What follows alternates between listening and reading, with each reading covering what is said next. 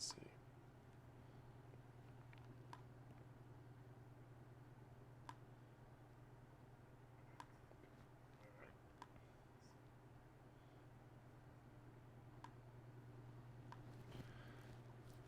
Alright, just checking in, just pasting this, I'm gonna paste this on Facebook. Hey, what's up, Dragon? Good to see you, man.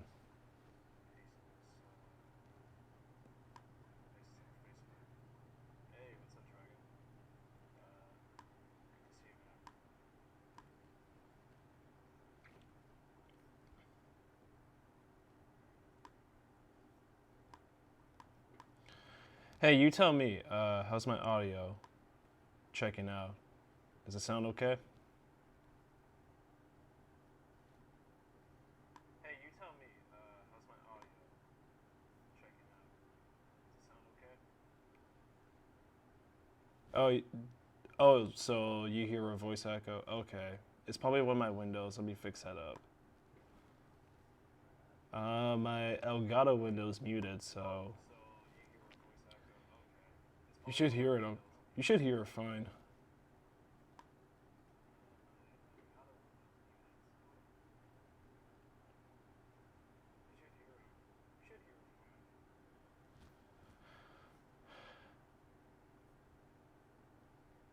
Okay, so you're asking if there's an echo. Just tell me. Tell me, is my audio good?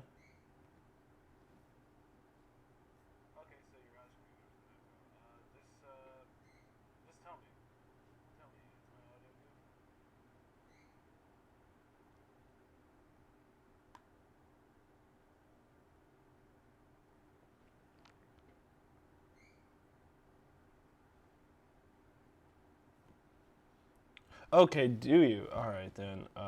Fuck. Let's see. How can I fix this?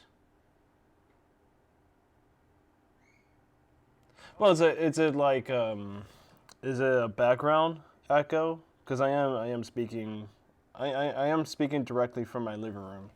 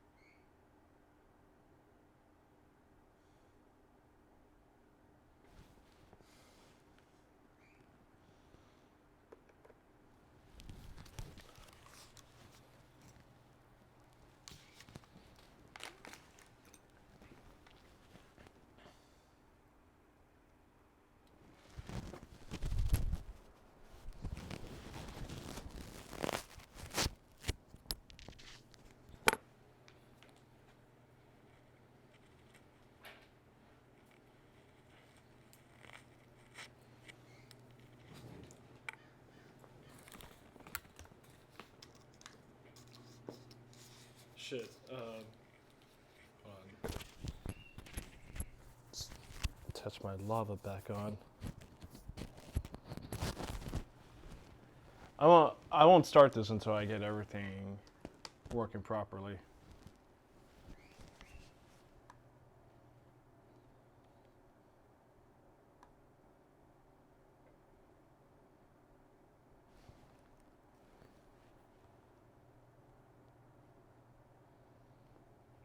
I mean, for my YouTube window, it sounds okay. I'm not picking up any other.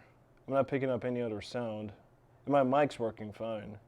I'm using a lavalier for this.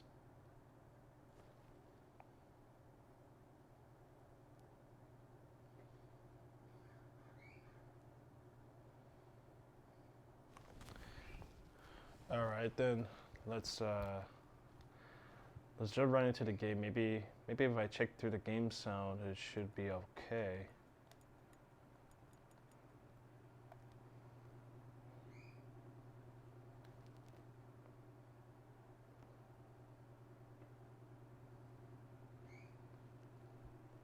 I mean, just before I get into introductions.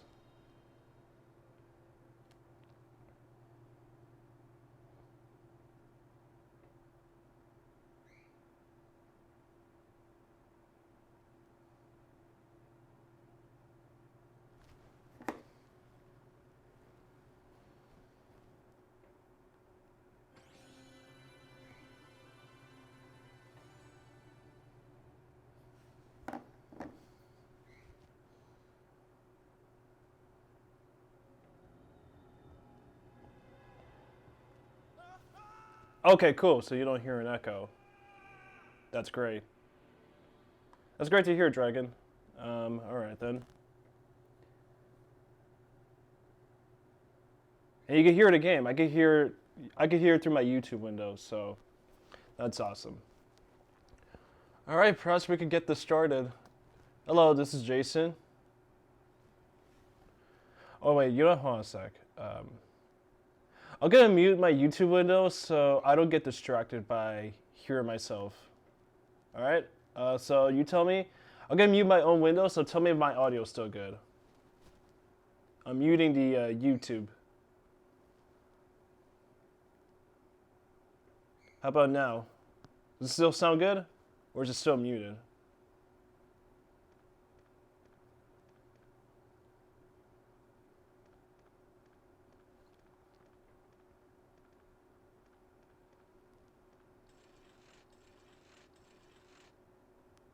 Okay, perfect.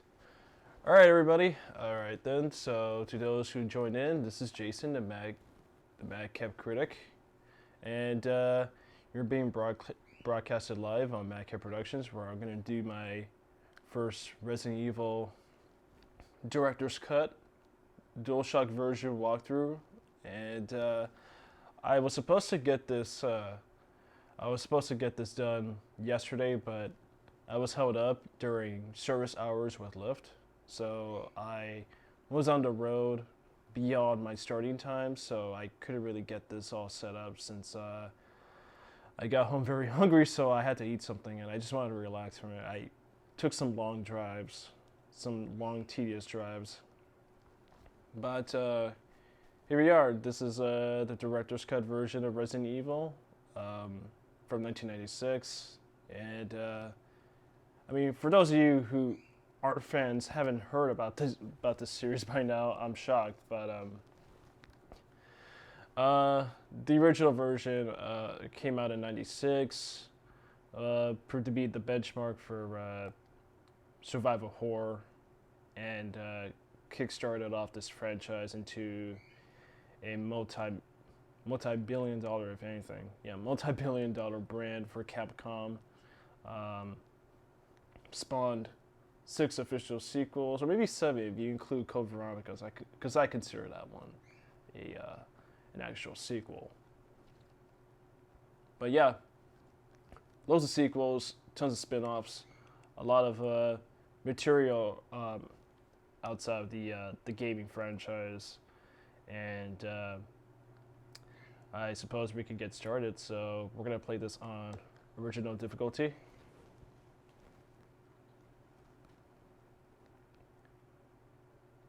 And I'm gonna choose between either Chris or Jill.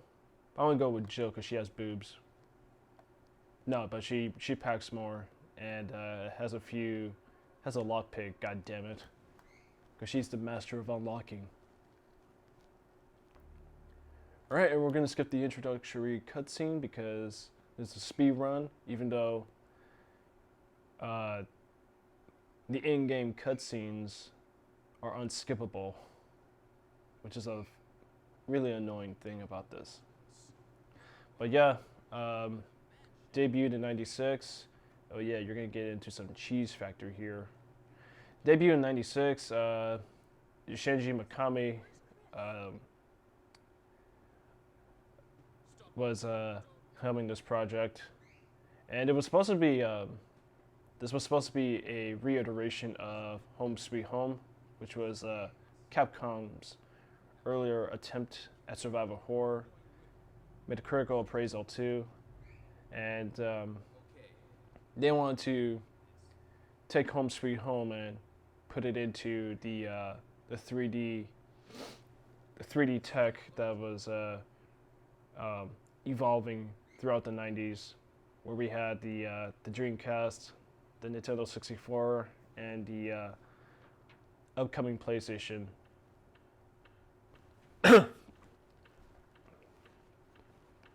So I'm gonna play as Jill here, and I mean, already getting my hands on with the remake. This should be a pretty simple walkthrough to accomplish. But hopefully, I will survive this.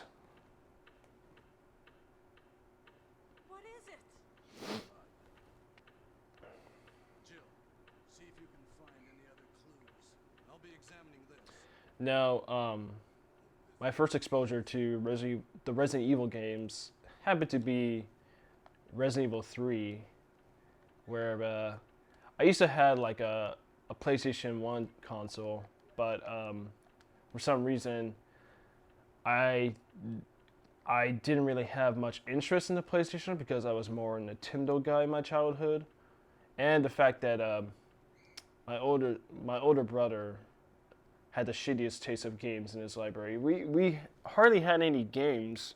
He just got like a hockey game and a race boat game, which were pretty stupid to choose from.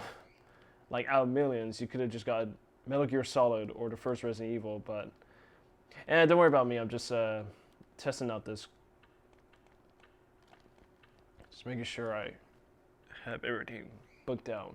But yeah, it was those games I had in my collection, which is a pretty awful reason to even have a PS1 in the first place.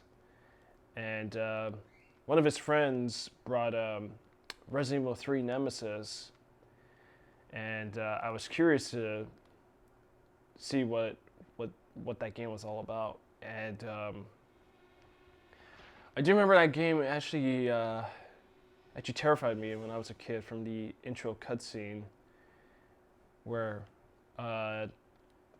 some police forces were trying to stop a zombie outbreak, and they get overwhelmed by the zombie horde. It was kind of terrifying, and it gave me the first hook to zombies, and it had this very like end the world vibe that, yeah, I mean, the Resident Evil series is pretty much just a bunch of B-movie schlock when you look at the previous games, but still though, you would have to associate with real life if that were to happen.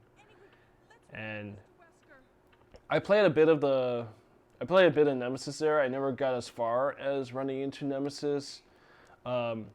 It was one of those games where, yeah, I got completely stuck. I had no idea where to go next or what to do next outside of killing zombies. And I know now in my 26-year-old self, I know that wasn't really like the goal of it, was to just wander around aimlessly killing zombies. I mean, it was rated M for a specific reason. That adult players would have to have like a intellectual mind, because the Resident Evil games from all the way to 4 are essentially puzzle games, where the controls are very puzzle-like with the classic tank controls and stuff, and these a series of other puzzles in game that you have to accomplish to get from point A to point B, and from there I just stopped. But my first official, like, actual playthrough, I would say, was with Resident Evil 4, and that's a revolutionary game of its own. I mean, you could talk about a lot about Resident Evil 4, how it changed the gaming standards for survival horror, putting the action influence and the third-person perspective decision, like, influenced a lot of games and led to a lot of games we play today, like Dead Space.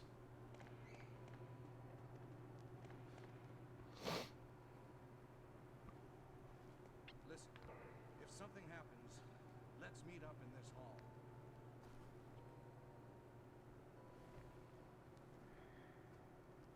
So bury a Jill moment, and we're actually gonna go through the dining room. We're gonna go into that hallway where I ran into that first zombie encounter, and I'm gonna pick up some clips from poor Kenneth's body, because we're gonna need ammo to stock up on.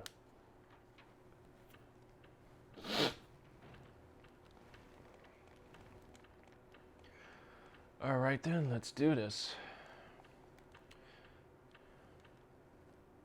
So, unlike in the remake, where there's a lot more rooms to go through, and plus there's a lot more keys to hunt for. I have the lockpick, so with that I could open I could open more. I could open the rooms I need to get into. Besides just hunting down keys to get in there, like in the remake. And even from the design, like, yeah, there's a big nitpick towards the fixed angles and modern tank controls. This game is more rudimentary in design. It's more simpler, which means, excuse me, which means it makes the danger more. It still makes the danger more present because you know, because of how simplistic everything works around. If I were to run into a zombie and it grabs you, it's not gonna have that animation tweak where oh yeah, I was here already. Oh yeah, but I do need to open this door.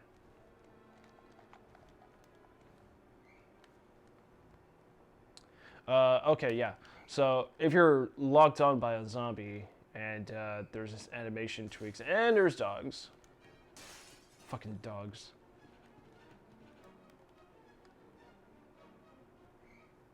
Yeah, and they improved this in Resident Evil 2 where you could like constantly tap the button just to get a fucking zombie off you, but here they just lock you on, and like tapping the action button isn't going to guarantee breaking free from a zombie grip. I think you just have to pray. But yeah.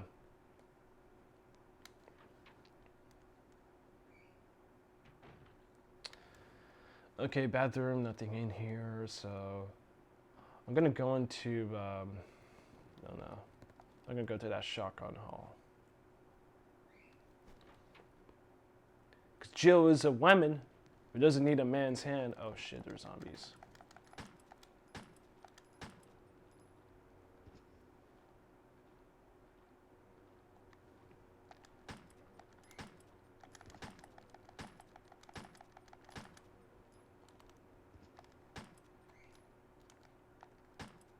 Okay, they're dead. So I just wasted 2 clips. The AI for the zombies is pretty wonky here.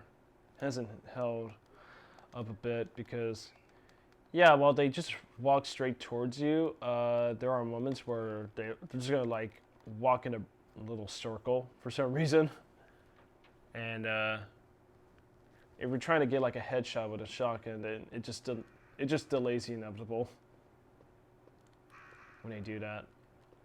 Okay, so this is the from what the fuck's this puzzle called? From Cradle to Grave. This is the Cradle to Grave puzzle where I have to. Oh yeah, this is right. Where I have to get these portraits. I believe it's the Spencer family in order. And that is to start from newborn baby to toddler, I believe, and to kid. Oh yeah, infant. And here we go. From newborn to infant to child to young man to old man. Okay, I'm not sure about that, so let me just check this one, maybe. Okay, yeah. Because if I do get this wrong, then the crows are going to start to attack me.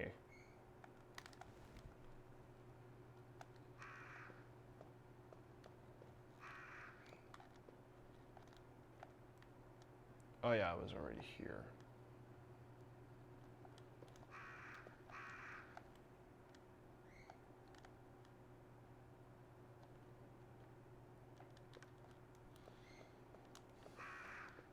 Oh yeah, even if I run around, the crows aren't going to get me. But that's only if I trigger the wrong puzzle. The puzzle order.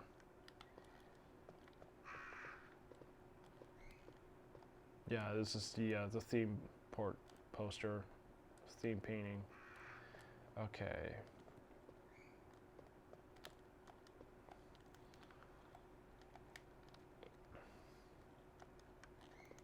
And that should complete it.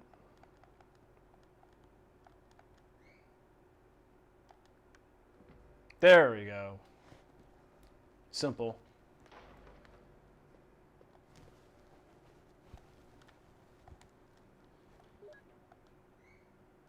Okay, so that takes care of one quest because instead of just these the death masks for the remake, um, my objective is to get all the crests for the guardhouse gate. Let me check my audio, see how that's working.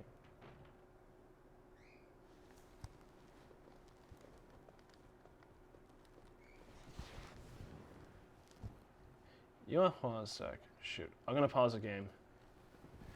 Just gonna make sure I forward this to everybody. Oh fuck, there's no pause. Oh shit, I better be quick. Because I want my game time to reflect my performance. I don't wanna stay on this game for too long.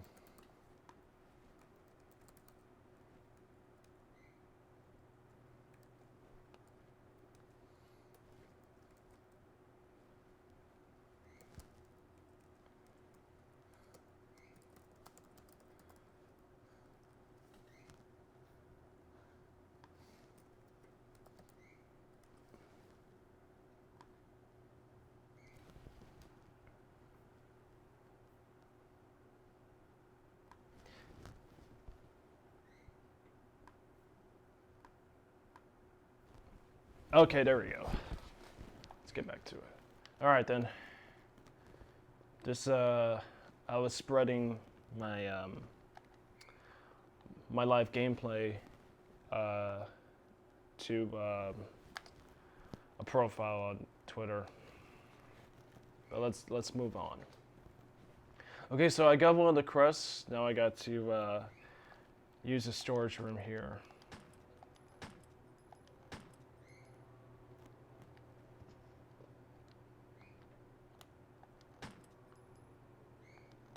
There we go. Oh, and there's an herb. I will use that. I'm not going to go with health sprays here. So I'm going to put my health spray away and not use it because that will affect my gameplay performance.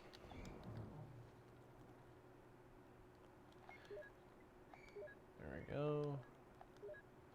Okay, here's some extra clips. Oh, that's right. This is another annoying thing about this game. Where instead of just building clips by putting one clip on top of another in the item management, yeah, just do everything separately. That's how meticulous and rudimentary this game is. Oh, let me put the crest away. I won't need that until the end. Because, for example, if you don't know what I'm talking about here, is, you know, later on I find a grenade launcher and titled Bazooka, only in the first game. And usually the grenade launcher will help you build up ammo. That way you can use it all simultaneously in one round. But here, no, you have to do it in separate rounds. So instead of just like, if I have like 20 grenade rounds all together, and you would think that I would just, pack it all into my grenade launcher in one clip. But no, it has to go with 6 rounds each time. Here in the first game, though, they did improve it in the second game.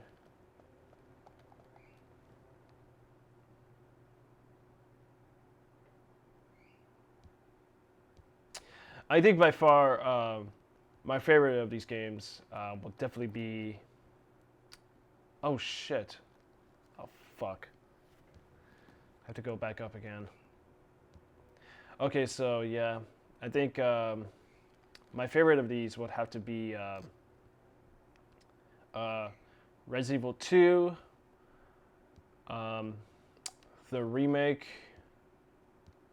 And yeah, to my attention, I would say the remake for Resident Evil 2 would be my top 3 choices. Shit.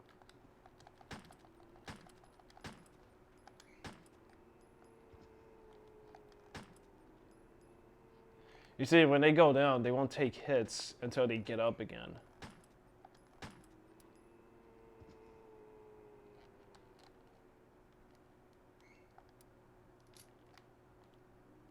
Oh shit. Let's stay down. Okay, so now I get to in the second floor, so I can go back to the main hall through the second floor hallways.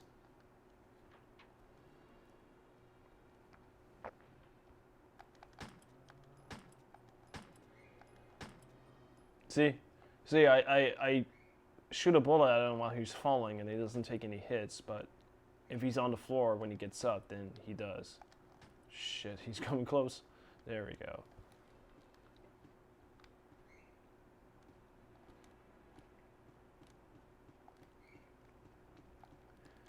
Should be some items in here. Sorry, I'm being talkative. Oh no, that's fine, Dragon. At least I need you here to see if my audio sounds good.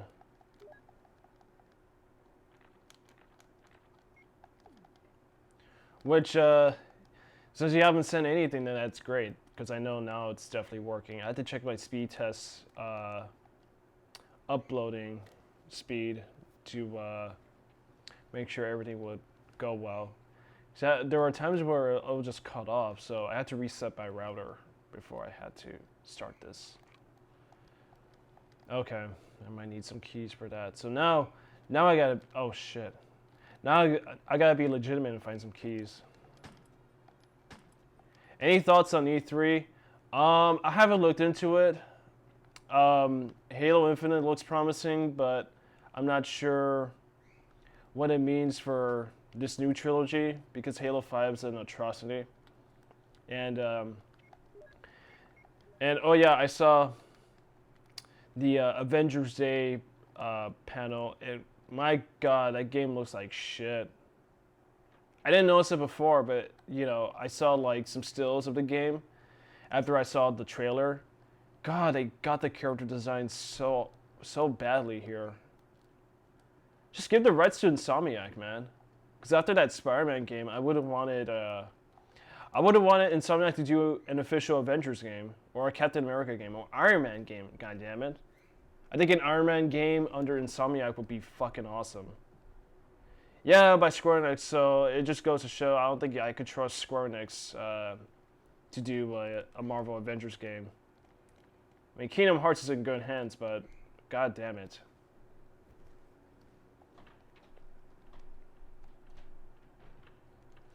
Like, the character designs are so bad. Like, look at Steve Rogers. He just looks like some 40-year-old, like, bloke. He just looks like a 40-year-old, like, just a random dude. He doesn't resemble Steve Rogers. I would say the closest, I mean, I'm not sure if they are trying to make it like the MCU canon characters, but I would say the closest they got right would be Bruce Banner. He looks okay. But everybody else just looks off. And the costumes aren't even right. Like, Steve Rogers doesn't have, I'm not a costume designer, but that material, he doesn't have the material for the first Avengers or Winter Soldier costumes, so it just comes off weird. It just looks like he's wearing like SWAT team armor, just melted with Captain America decor.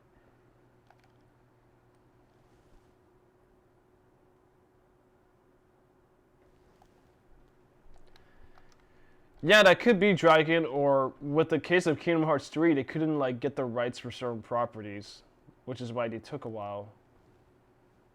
But even with that, dude, Kingdom Hearts 3 has the same animation cycles as like the first two games. Okay, so I grabbed the musical notes, so I'm playing Moonlight Sonata.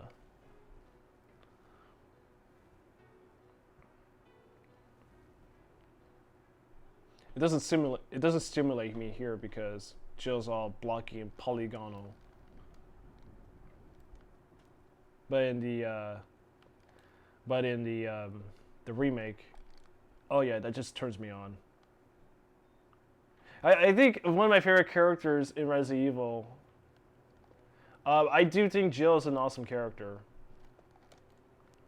Claire Redfield is my spirit animal, but Jill is like my fucking crush. Jill Valentine. The master of unlocking. Okay, so with the musical notes, I opened up a secret compartment, but I needed like the wooden shield because in there's a gold shield. If I pull it out, then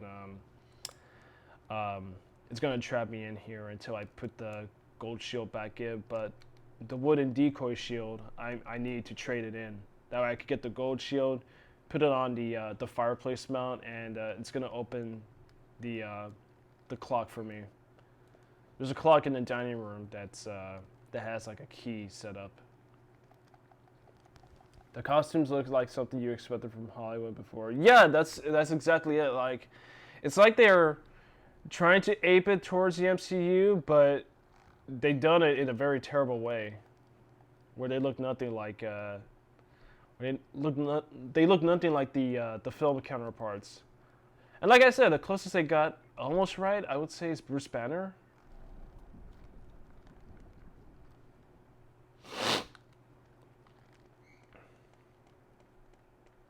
Oh, fuck you.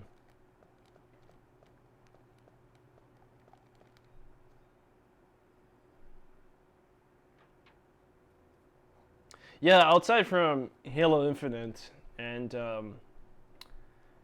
Avengers, I mean, I don't know what else is happening in E3. I haven't heard any word on Last of Us Part 2 because that's what I'm looking forward to. Oh, I was also disappointed that there wasn't any new Resident Evil announcements. All there was just fucking bringing in Resi 5 and 6 into Nintendo Switch, but fuck that. That's it. It's a joke.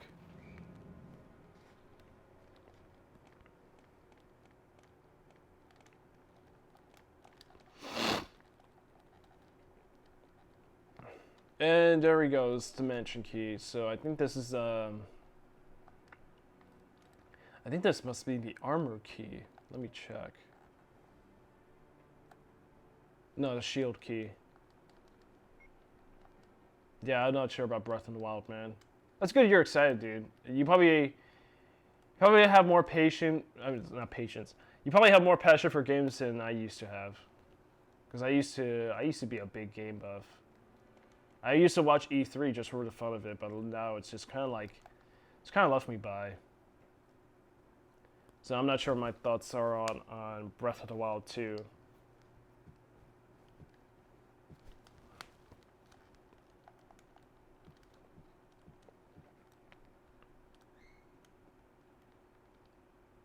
Oh yeah, there was also that Star Wars game, Fallen Order, but you know, EA has put out 2 official Star Wars games and they both sucked. So I don't care.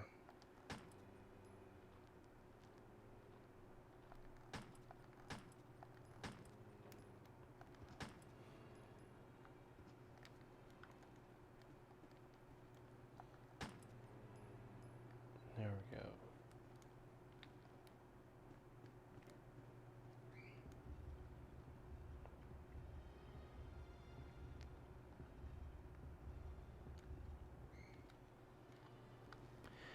Something funny I still remember E3 back in 2000. They try to mock your calls so you can watch the ability to watch TV in your TV. I can't say that was a stupid idea because they did try to. I mean, that was still back then when YouTube was still fresh, so I guess they wanted to promote E3 through some apps that you could watch videos on. They could watch live events, but I don't know.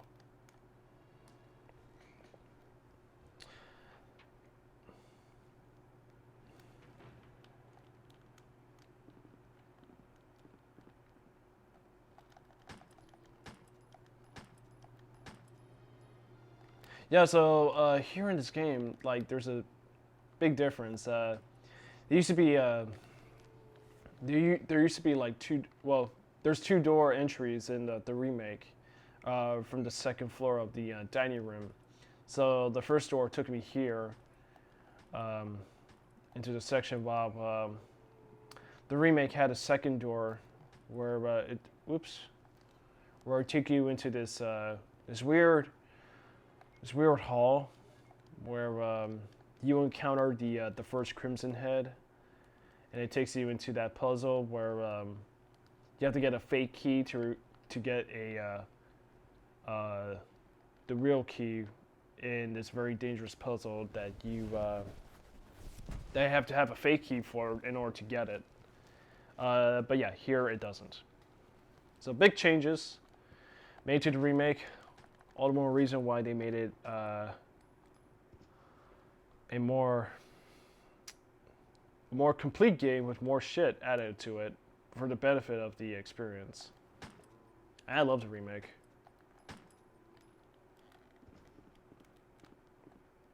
Oh shit. Oh fuck. I think I'm almost out of ammo. Oh shit, I am out. I'm out. So yeah, back in wait, I only have watched the game trailers rather than yeah, it's the Oscars effect. Well, I wouldn't say the Oscars really, because the Academy Awards actually had some actual actors who know what they're doing on stage, but yeah, even then their jokes are still not funny. But yeah, they got they always have to have somebody up there just to try to bring levity to it. And I think the problem is that they're conference speakers rather than entertainers, so the standards for entertainment doesn't seem to match their skill set, and it shows.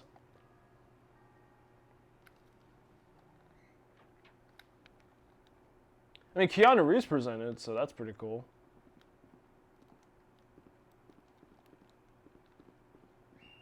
Oh shit, I better be careful, because I don't even have any rounds left. I'm going to that room. Can I go into that room? Fuck!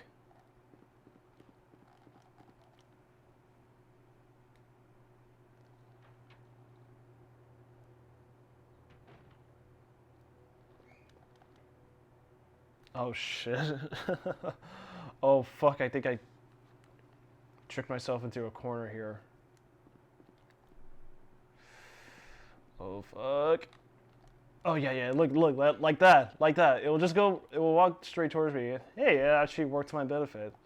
It will come straight towards me, and then it was gonna like make a weird turn like that. Give me an opportunity to escape.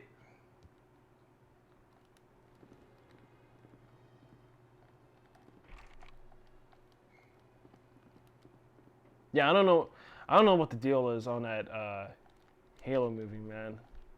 Or I'm sorry, the Halo show. Yeah, because they were supposed to greenlight a show, and that was after Microsoft acquired Halo completely, with 343 Industries now running the show for development on future Halo titles. Well, initially they were supposed to do a movie, and Peter Jackson was on board behind it, but it fell through, so we didn't get that to happen.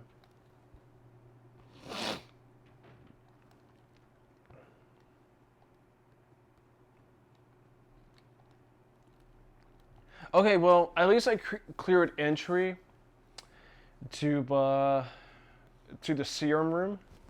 You know, the chemical room, which is the safe room.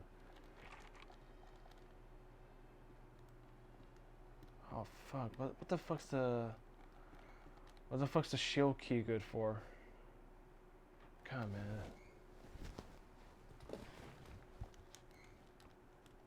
Okay, so I clear it that way. That way, if I run into Richard, who dies, or is dying from a snake bite, I could like have a good way of going back and grabbing the serum before he just dies off.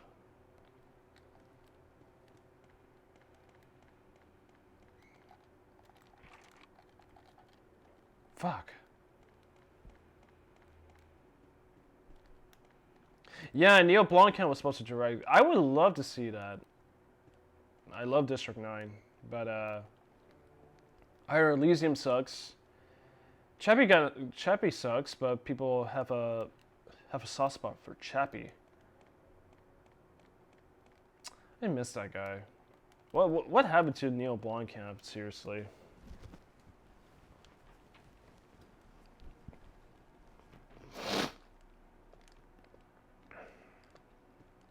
Yeah, it was here, so let's move on.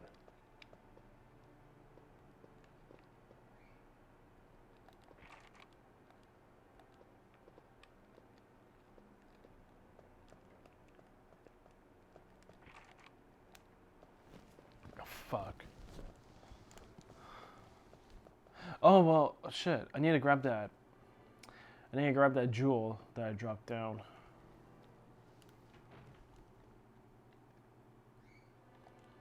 Yeah, right here. I mean, picture's looking good through my YouTube windows, so that's great. But yeah, to go back more into the history of Resident Evil, like, the first game was initially supposed to be based off an earlier survival horror title, Home Sweet Home, which didn't meet enough sales based on my research, but it did meet enough praise from gaming publications and gamers that Capcom wanted to move forward by doing a more zombie horror approach for Resident Evil. But you know, using the same model as Home Sweet Home, the game would still be like a puzzle-based game.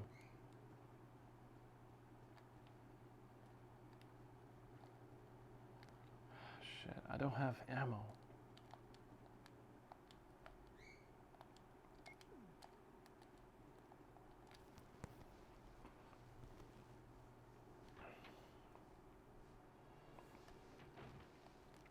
And yeah, Shinji Mikami ran production for Resident Evil, and look at where we are now.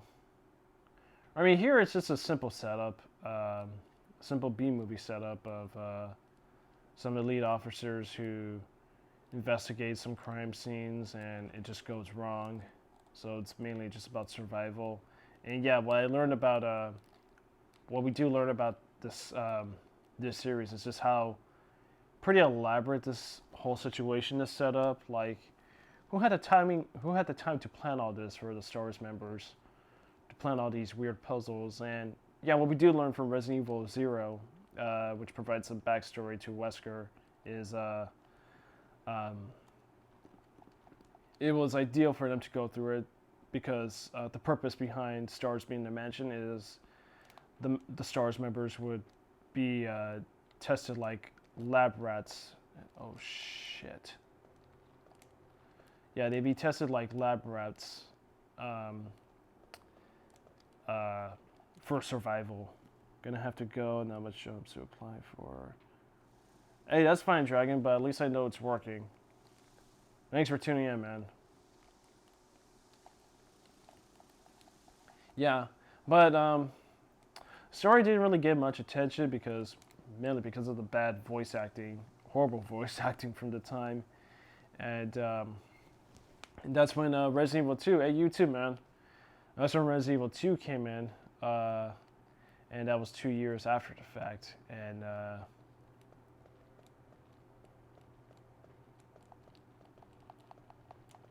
Oh shit. Ray! And that was like, Resident Evil 2 became like their Empire Strikes Back of these games. Like, not only was it a much better game in design and scale and just the presentation provided for survival horror, it's just like, it definitely broadened the universe a lot, where, you know, moments when you're in that police station or the G virus laboratory below, in the final stages of the game, it's just like, man, you could tell it's like Empire Strikes Back, where you could tell so many stories with so many characters within this universe. And despite how pretty two-dimensional the characters are, it still left a huge impression over these years. They got me a clip, so that's great. Oh shit, I think a zombie pops out of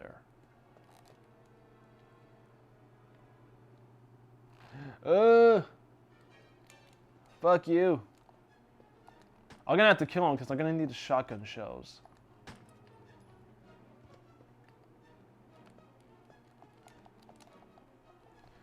Oh shit, I better get it before it gets back up.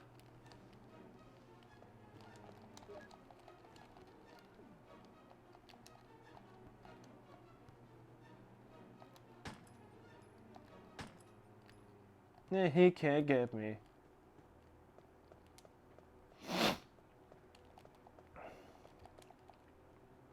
Alright, let's move on.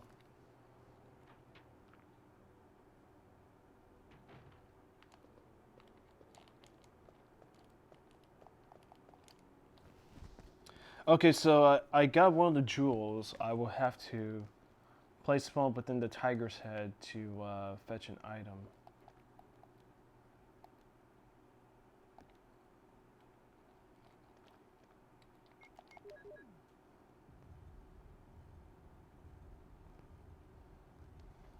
And there's the second crest. And I believe there's 3 crests to obtain.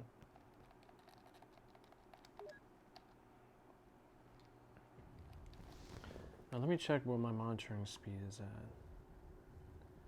Yeah, so far it checks out okay. No crashes, no low bandwidth reports. Everything's all good. All right, let's get away. Ah, get off. Fuck. Oh shit, shit, shit. My first bite. I thought by just going behind them, I would just get by easily, but no. Oh, great. I'm on yellow, so that's not good.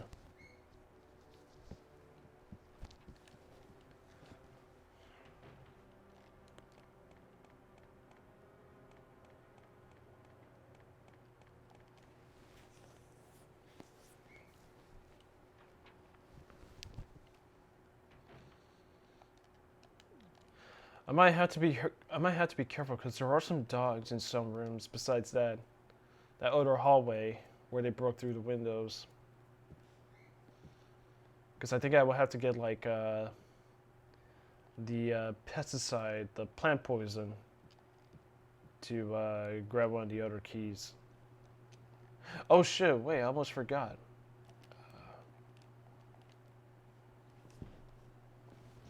I had to get the bazooka off Forrest's body.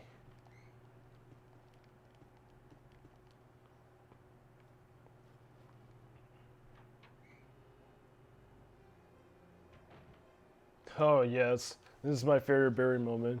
But just take a look at this. And when the camera cuts to a view of Forrest, he just says, "Is Forrest?" But we don't know because is he referring to actual Forrest who died or the Forrest in the background? That's how weird this voice acting is.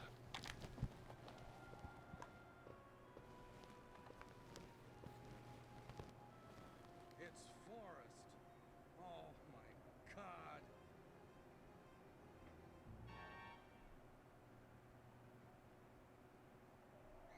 It's awful.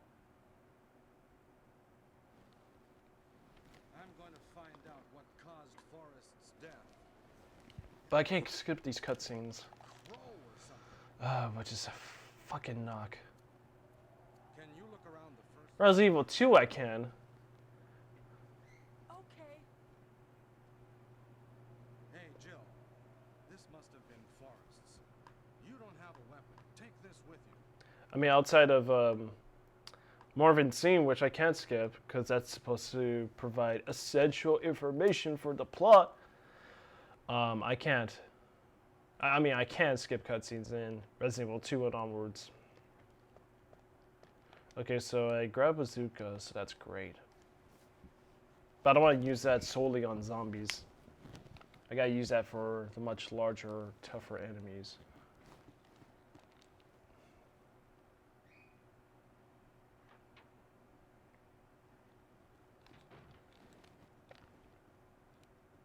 And then, as I was saying about Resident Evil 2, yeah, that led to that expanded universe with interesting stuff that we come to know about Resident Evil.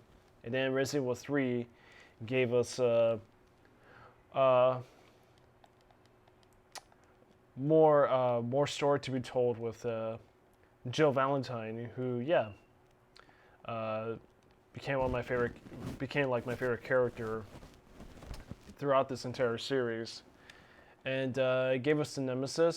So again, that was a much tougher boss to fight.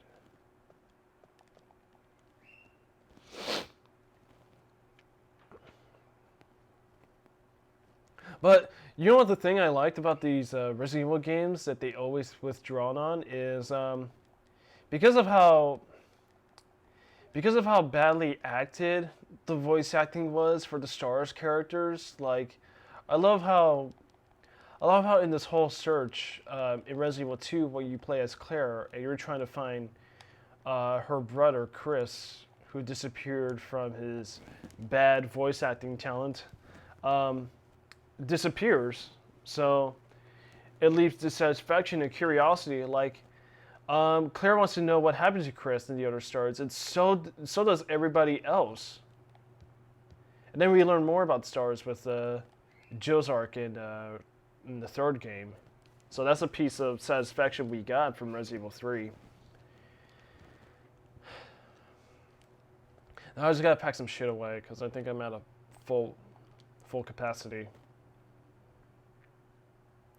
But yeah, Resident Evil 3, like, it introduces the Nemesis, which was one of the tyrant bosses, whereas in the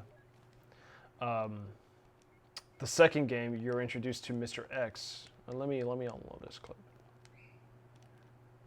Whereas Mr. X is much more slow and lumbering, but still packs a wall up. Nemesis is a lot more faster, more active, more formidable, and more mobile. I won't need the shotgun shells until I find the fake shotgun. So I have shotgun shells, but no shotgun. So in order to get that, I had to get the fake shotgun in one of the rooms.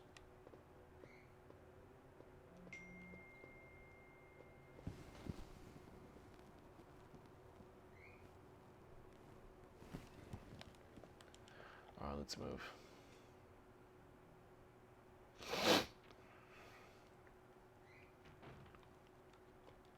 And yeah, Code Veronica brought back that same feeling for Resident Evil 2 by having Claire back again. But this time you have Wesker, who supposedly died in the first game, but comes back as a major antagonist throughout the other Resident Evil games from there on.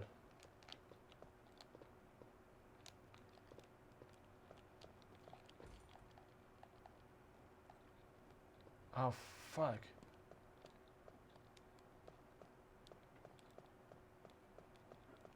Oh, move, you fucking slug.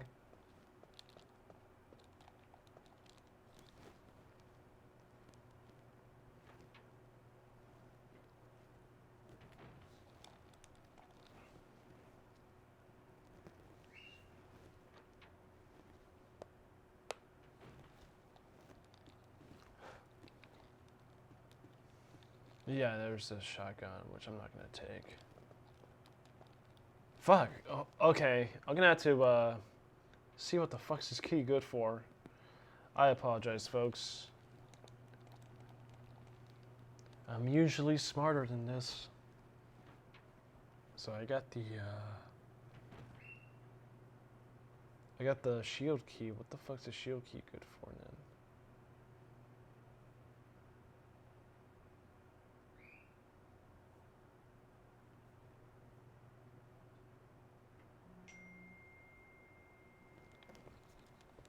And don't worry about that, that's just my phone sounding off, which I should have on vibrate because I don't want people to bug me. Alright, hold on a sec. Fuck.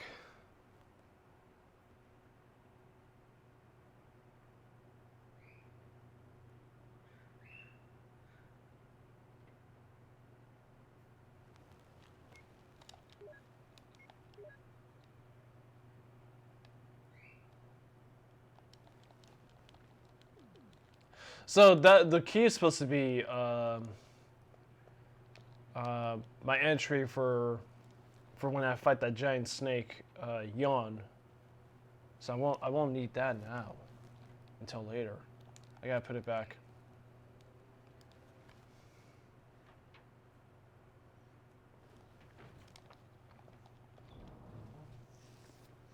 Let's just put you back, man.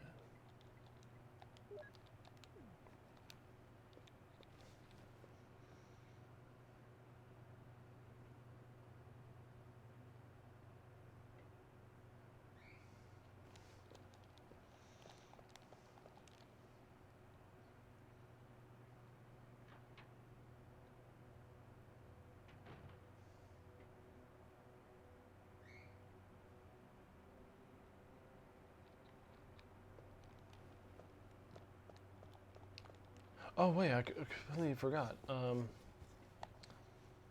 had to go inside that hall. There's another set of door. There's another door in this hall. I'm sorry, I'm scatterbrained. Oh yeah, it's still locked. So where the fuck do I find the armor key? Hold on a sec, guys.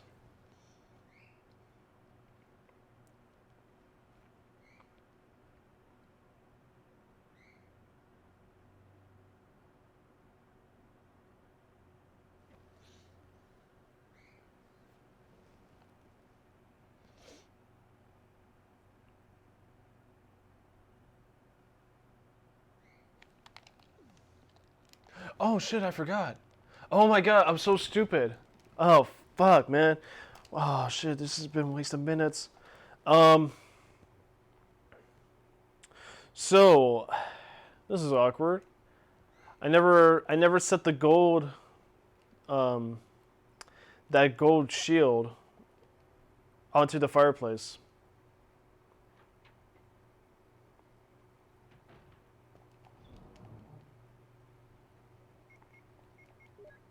Where is it?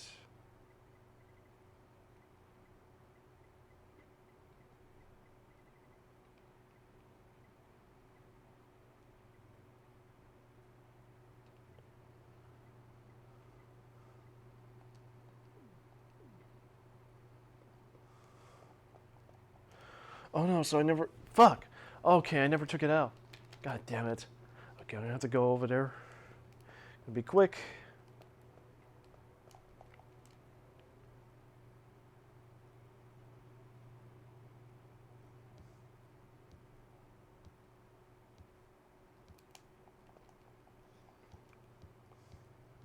So this has proven to be a horrendous walkthrough.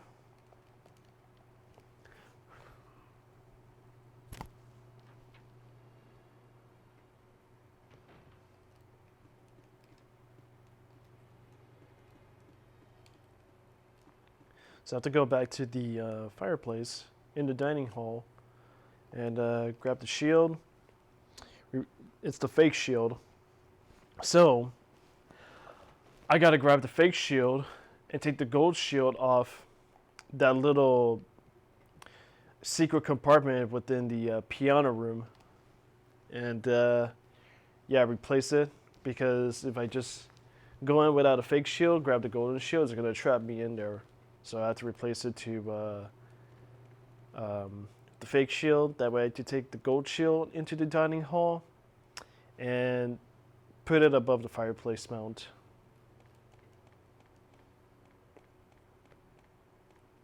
Let's see.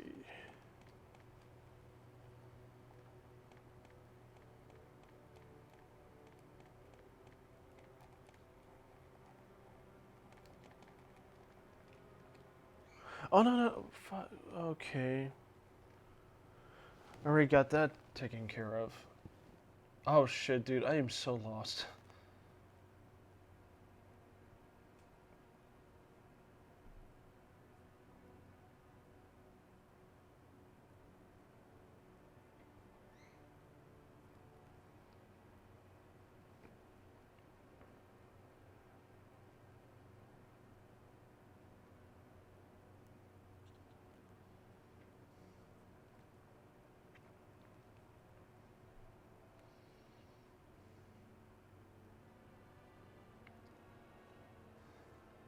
No, I just gotta pause this for a minute. See what the hell I'm missing.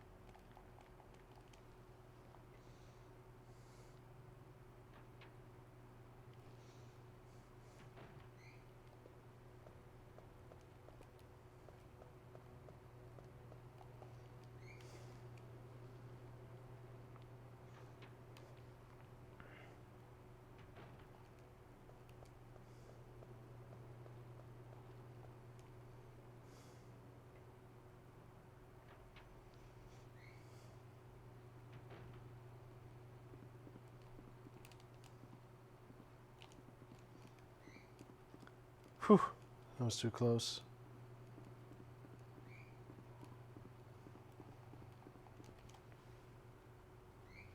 I know I can't be missing shit.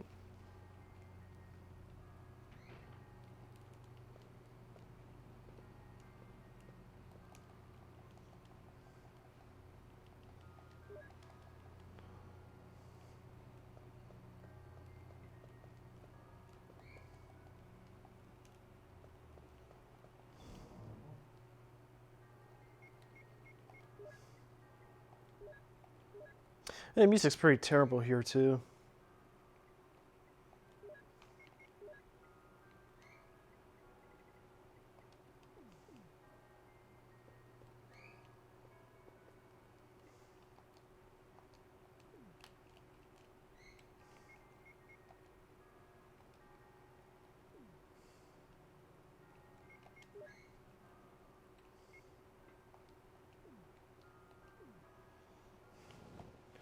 Okay, what the hell am I missing here?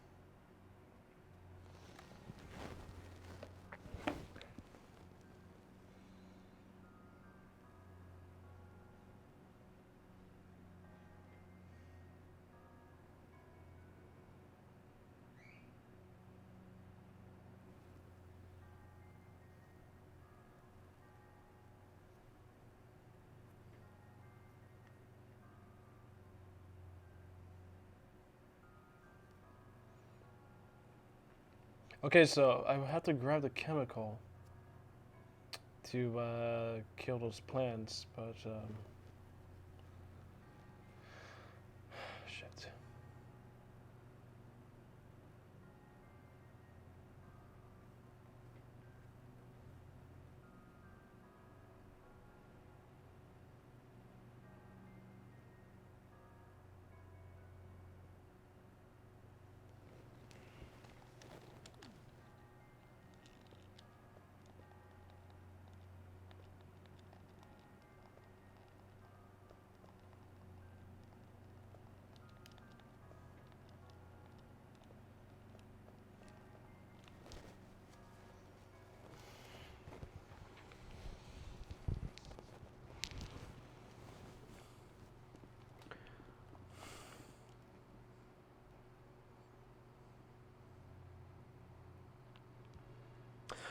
Okay, so from what I've read here is from the other save room, there is a chemical that I have to grab.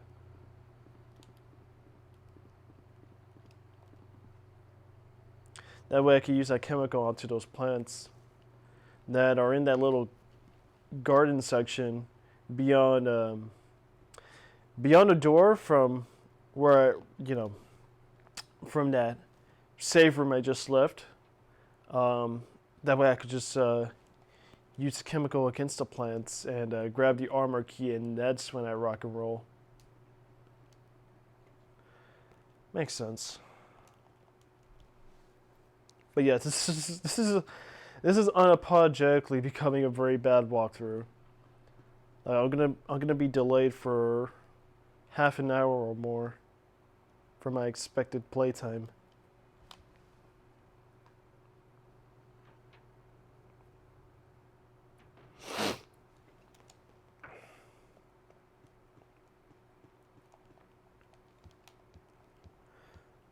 Shit, I got until 1, so I got to at least finish this game because it's not that long of a game to pass.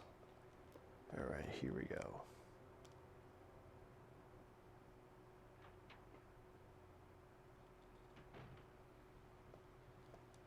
Ah, yes, there it is. Because in the remake, I was assuming there was a patio section by this old furnace where some dogs do pop out, and that's where I grabbed a chemical. So I got like the remake to thank for my incompetence.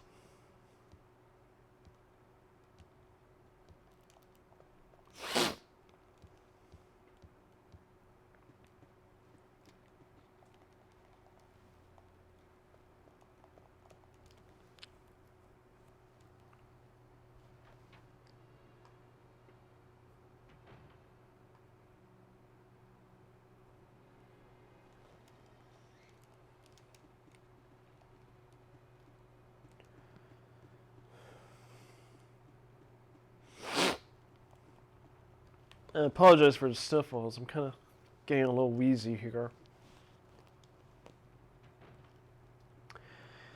California's getting hot, people. It is summer. Alright, now I could go back.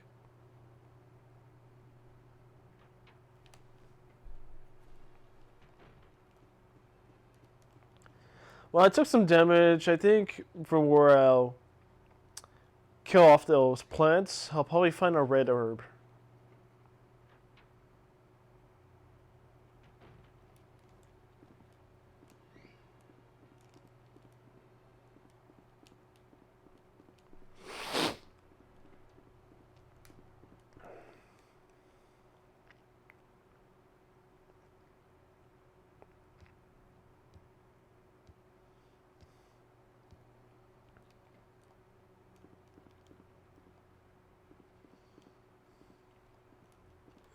Run.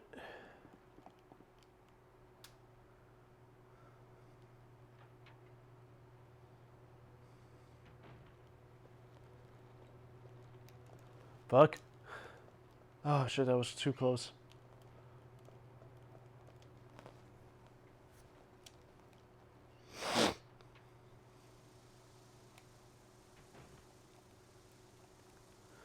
Alright then, let's put this baby in.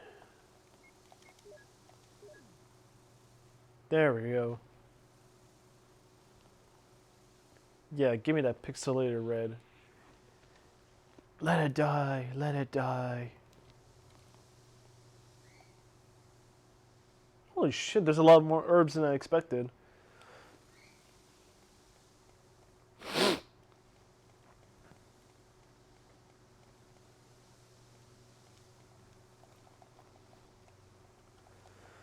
Okay, so I finally grabbed the armor key, which means there's going to be a lot more rooms to unlock.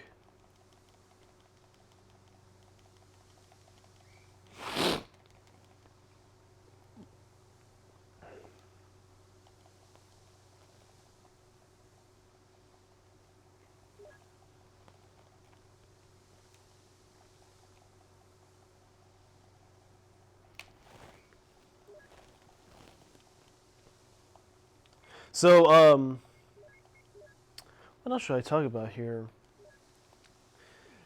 I mean, these games have been around. And then we got those really bad Paul W.S. Anderson films that came along, that followed. So that turned into something.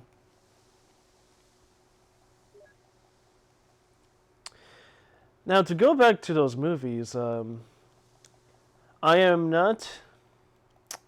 I am not a Paul W.S. fan. I don't think his movies are that good. But it's easier to be pleased by junk when you're at a certain age, pretty young.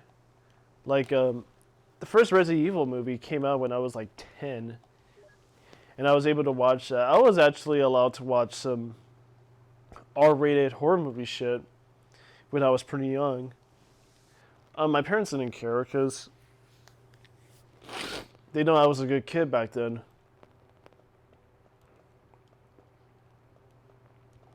But I did watch the first Resident Evil and the second movie that came around the same time when I was just leaving 5th grade. Oh, shit. No, no, no. Uh-oh. Well, at least that sorts it. And I think I used to have fun with those movies. And there I watched the third movie and the fourth movie. But the fourth movie, I saw that when I was in high school. Even then, I didn't even like it. I still think that one's ultimately like the worst of the Paul W.S. Anderson films for a lot of reasons.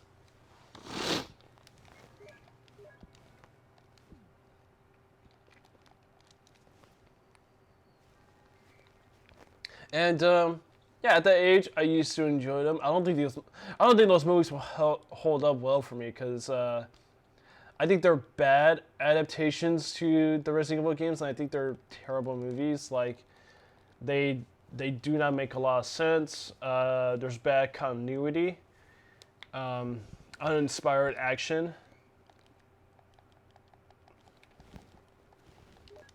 Yeah, uninspired action scenes. Very tame sanitary horror, which is shocking because the Resident Evil games are known for like balls out horror and gore.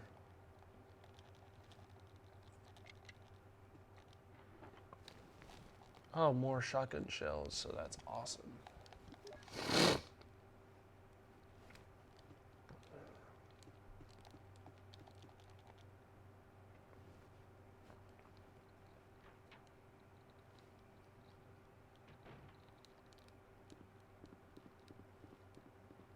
Yeah, back away you.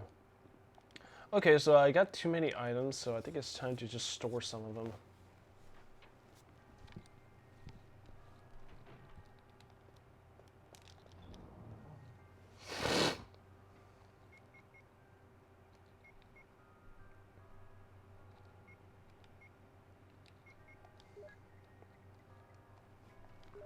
I will need that since I got some pistol ammo, which is great. A lifesaver for me. And that should be good enough.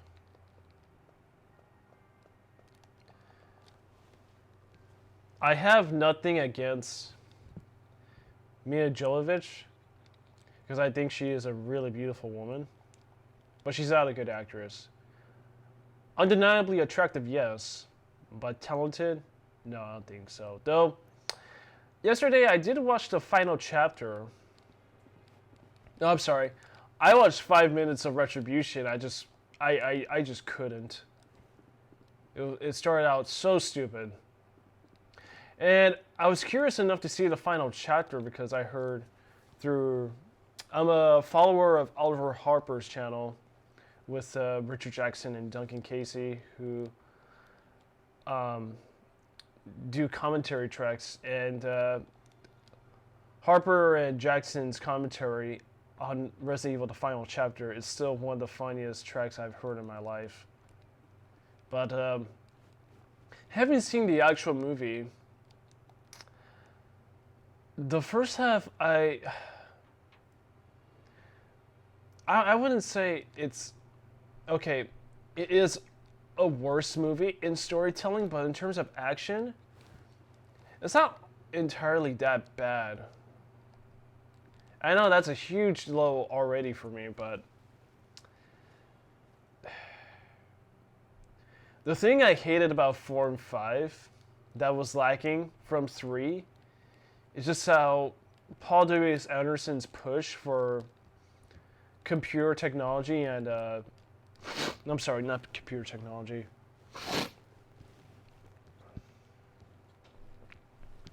Paul W.S. Anderson's push for 3D kind of made the films look horribly cheap because it just looks like a bad Spy Kids movie in terms of the set design, cinematography, the camera angles, and just getting the performances on screen. It just looks so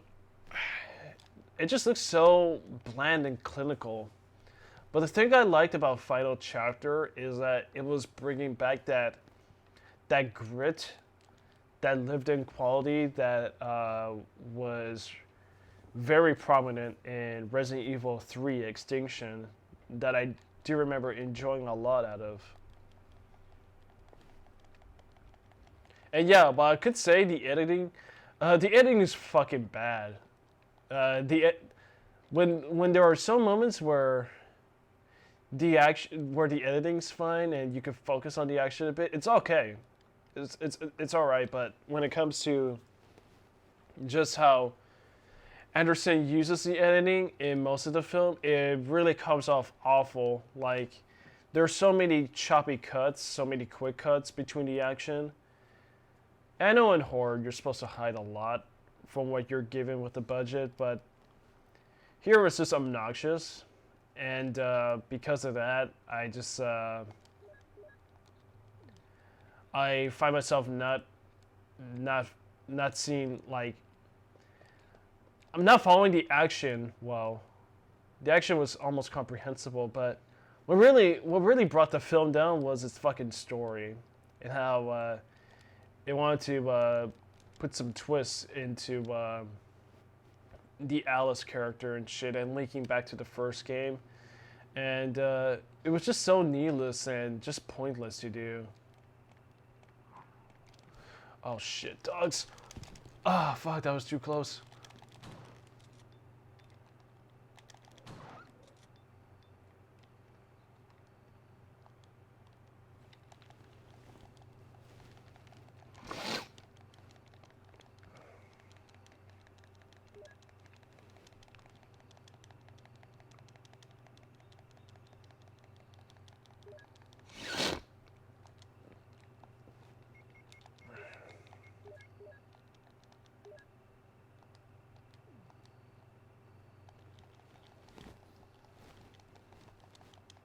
But other than that, okay, it goes into fucking parody with Final Chapter. I swear to God. Like, there's a whole thing about, how there's multiple clones of the same character. Like, Alice, from what we learned in the third movie, has clones because Umbrella wants to create a perfect clone of Alice because she has, like, the T virus augmented into her body, becoming, like, the first elite soldier. But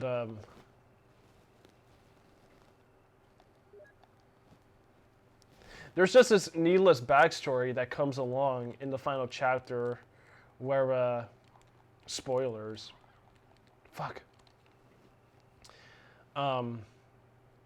Alice was a child by one of the founders of Umbrella, and her dad was killed off by the villain of Resident Evil 3 and Final Chapter.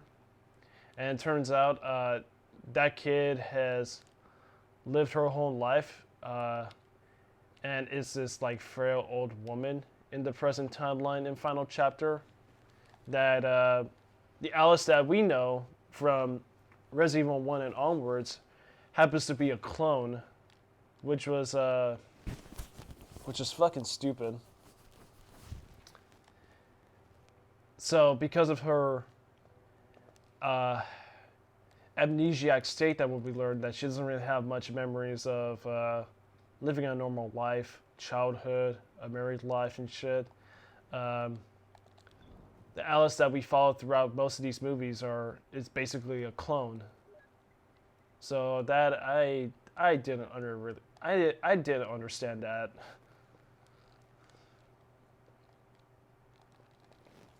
Alright, the movie, it was just an excuse just to add more shit that doesn't make any sense, hoping the audience will just catch up to it. And I do complain about how there aren't a lot of properly written female heroines today, because a lot in Hollywood has to follow this anti-Trump SJW agenda nowadays, where every film has to have diversity or identity politics when it comes to gender. That it's led to some pretty uninspired storytelling and characterization. And examples are Rey from the new Star Wars trilogy, Captain Marvel, the female Ghostbusters, Richard, and yet those characters get unanimous praise because they're women. But if you shit, very poisonous. Ouch. wounded. Attacked you. Voice acting. Poisonous?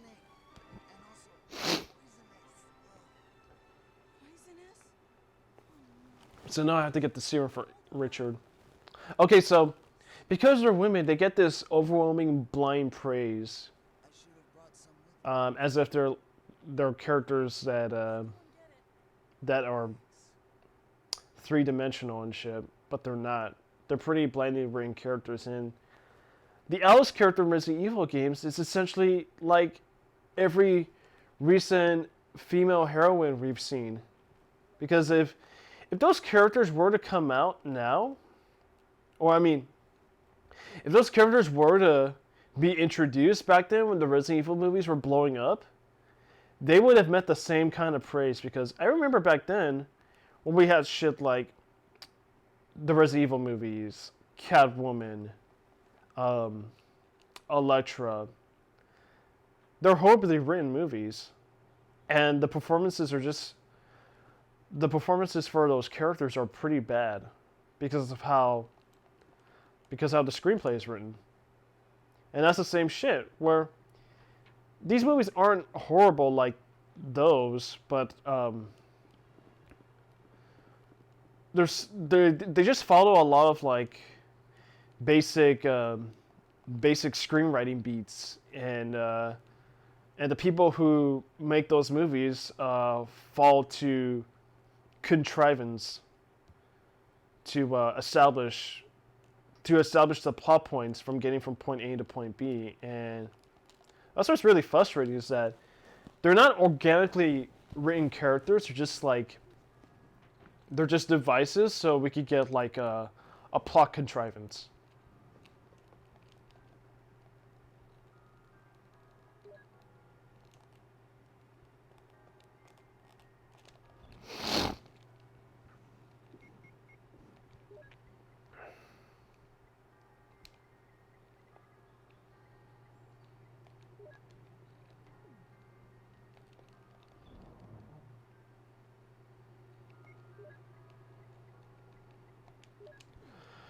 Okay, let's go. Gotta go back.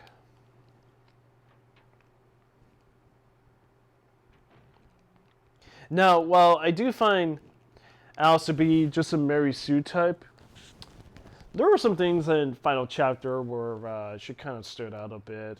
Like in the action, when she was just... even when it's frustrating to see a character being perfect in every way, that there's no tension to grasping the character. There is like a raid sequence where she just kind of like helps these human survivors fend off hordes of undead, And she was actually pretty cool there. But as far as the final chapter goes, um, it's not bad in the first half, but it's not good either. But in the second half, it's pretty terrible.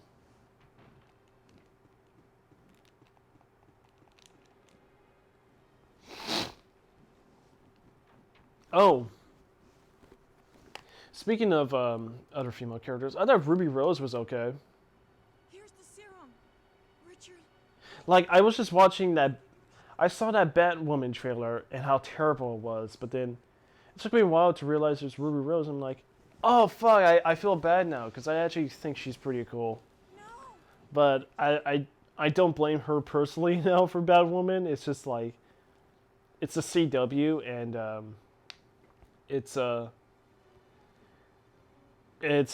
it's cringe all around. There's really cringe dialogue from that trailer, and I couldn't care less what goes on in CW.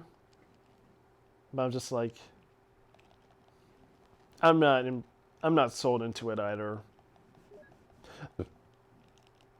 Fuck.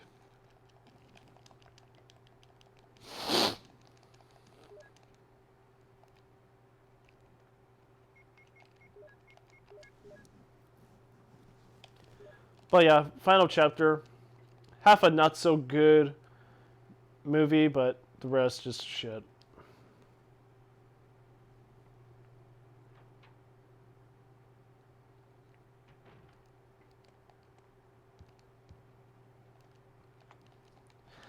Okay, so while I was grabbing the serum, I had to grab the shield key because this is where I face Yawn, and I don't want to waste ammo on this boss, but I have to grab one of the crests, so hopefully I avoid his bites.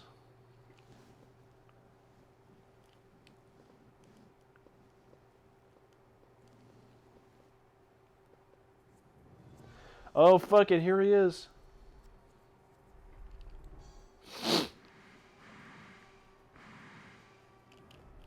Fuck.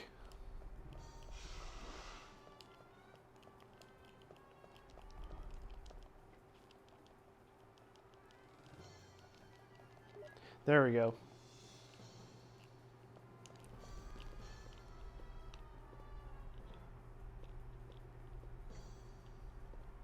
The fuck is it? Oh shit. Oh shit. Fuck. Yes, I made it. I'm out of here. Oh, shit.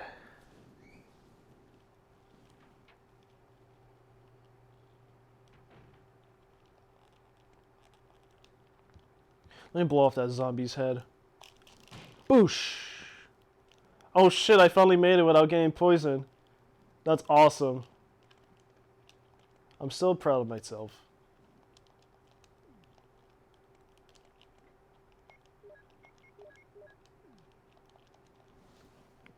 And I know I missed out the shotgun shells, but I wasn't really going to risk it.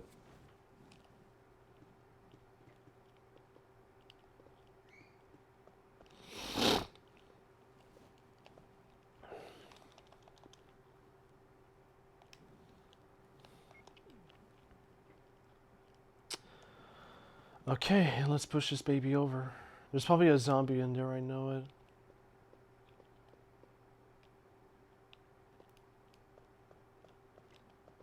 Oh no, there isn't. In the remake there was.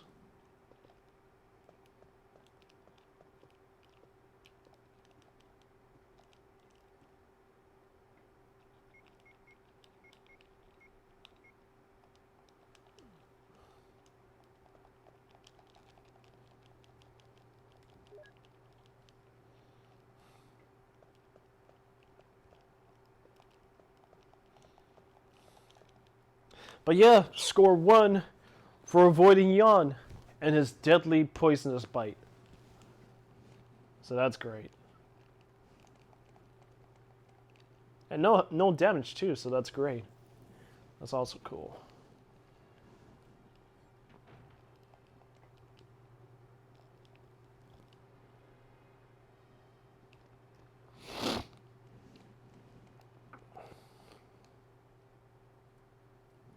Now, okay, I thought there were supposed to be 3 crests to obtain, but there's actually 4. So I'm gonna put one back because then I gotta do this puzzle here. Gotta make room for my other items.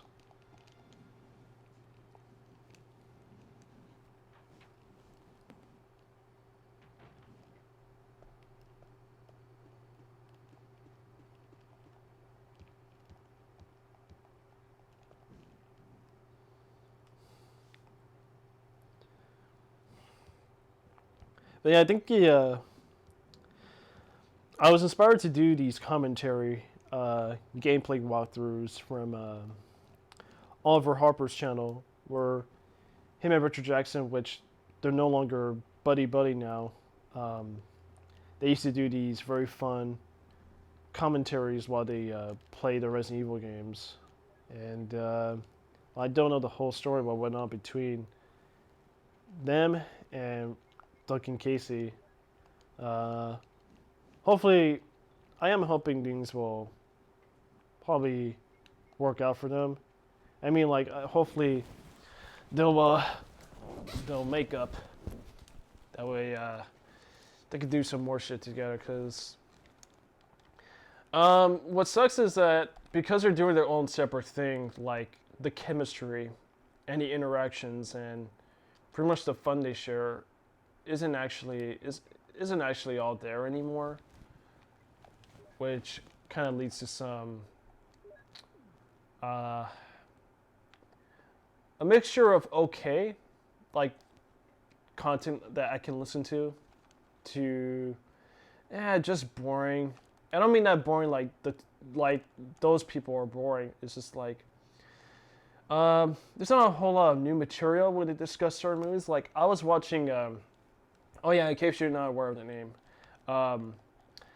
I follow Richard Jackson's new channel, Valverde, and Valverde Broadcasting, and they did a recent video talking about Jurassic Park, and it was just his friend Duncan Casey and some other guy, and it could really benefit with Richard's input into Jurassic Park, but I don't think it's not gonna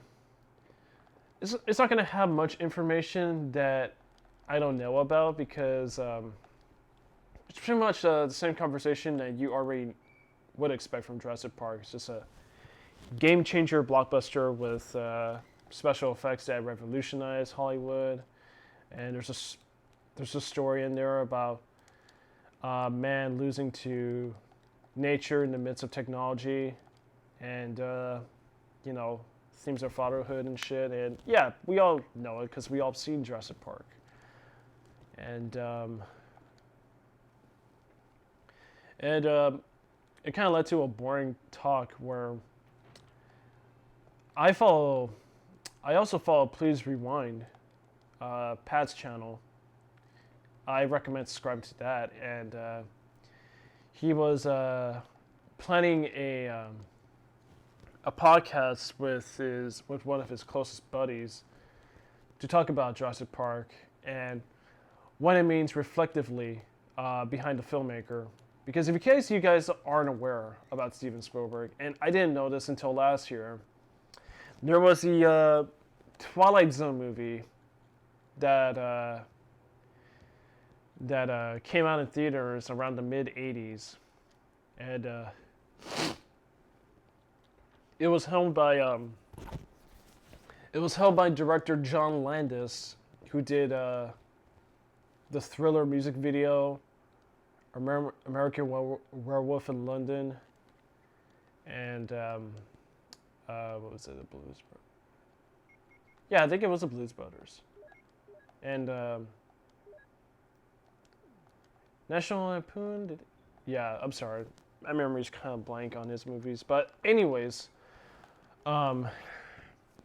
There was a horrific incident where actor Vic Morrow was doing a Vietnam War scene, and his action for his character was to get these two Vietnamese kids, and Vic Morrow is the father of Jeff or Jason Leigh, who's a pretty talented actress, very famous actress. Who was in The Hateful Eight that she was nominated an Oscar for, and his action for his character in that one scene was to get the children out of this like creek or lake during this battle, and there was an issue with one of the practical effects, which was this motorized helicopter that was on like a crane and some shit, and they wanted to call off the shoot, but John Landis said no. I think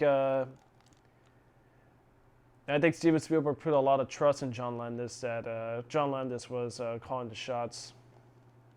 But because of the inoperable helicopter crane, they proceeded with the scene, and Vic Morrow and those two kids died with the helicopter crashing on top of them. And it's horrible because it's pretty much like, filmmaking's an artistic medium, and there's a creative method to get a film together, but it's also there's also some danger to it, where if actors are working with special effects and shit, pyrotechnics, there is a risk if they're not directed well, or if the director doesn't see that there is a potential threat to just delay a shoot, and knows that some of the actors might be at risk, then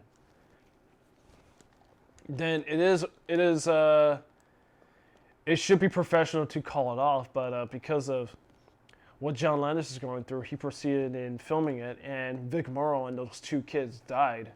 So it's all about. So Jurassic Park is all about the illusion just breaking apart as soon as reality meets it, and that is that John Hammond created these dinosaurs for theatrical amusement, but the dinosaurs break free, and now the carnivorous dinosaurs like the T-Rex and the raptors are killing people, and that's where it draws the line between reality and illusion. So Pat from Please Rewind wanted to touch in on that because we understand that John Hammond is Steven Spielberg projected in Jurassic Park, where he wanted to entertain millions of people with his movies, but because of harm and death that occurred in one of his projects, that there is a lament towards that, and a failure to grief of the people who died, and that's basically what their talk of Jurassic Park would be. But in Valverde's case, it just didn't really introduce a lot of things, what I don't know about Jurassic Park, and just led to kind of a mediocre discussion. Okay, so now I was able to get enough items, so this time I would want to use an ink ribbon. That way I could do that puzzle upstairs. That will guarantee the last key crest.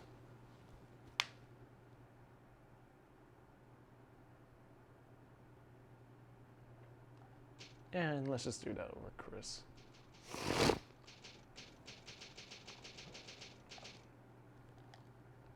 Oh yeah, throughout this game I saved a number of 10 times for my last playthrough. And what's funny is, in my last playthrough, I'm aware that there are multiple endings that you have to achieve, regardless what the outcome is. And in my last playthrough with the director's cut for Resident Evil, I didn't get the good ending, which was to fight the tyrant the second time and walk out with Barry and Chris.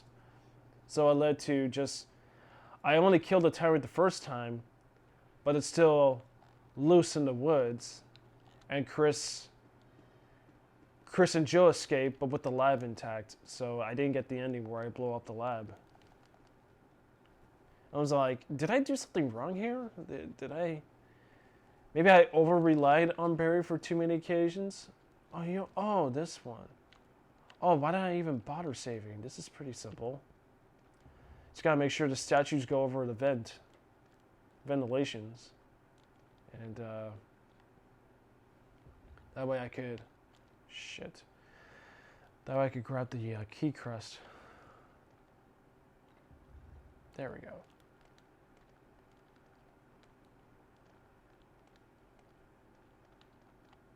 Now I gotta be careful. I don't want to step on this button, because if I don't cover up the vents, then I would press the button and poison gas would come out. And I think there's no way out if I do so. I'm guaranteed certain death. Well, maybe the save was okay. I probably won't need a save until the last portion of the game.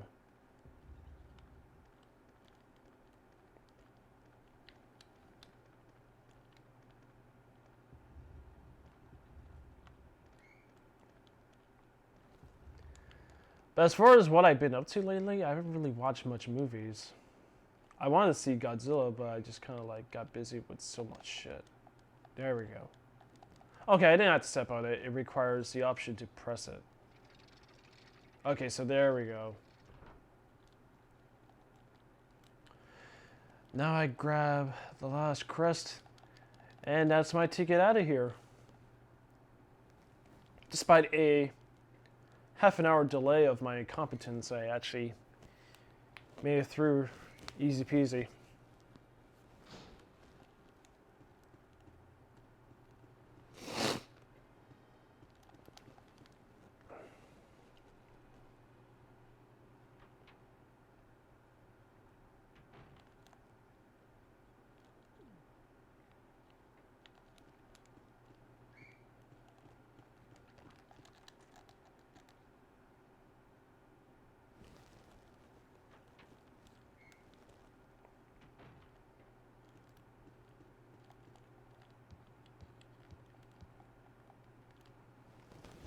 Now, how much game time do I have? I'm about to clock in at 2 hours. Well, I guess minus the time I took to get this ready, probably an hour and a half at least.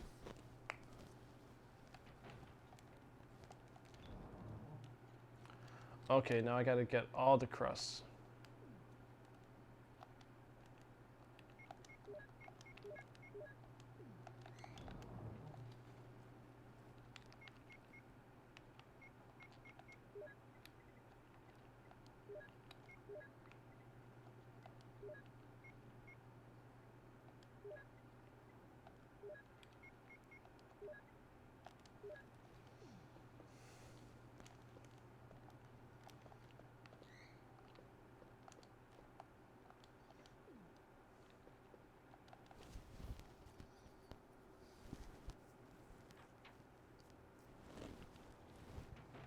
So I won't be using poison first aid sprays, because I'm a man, and men don't need no fastest first aid sprays, an abbreviation. Okay, let's go.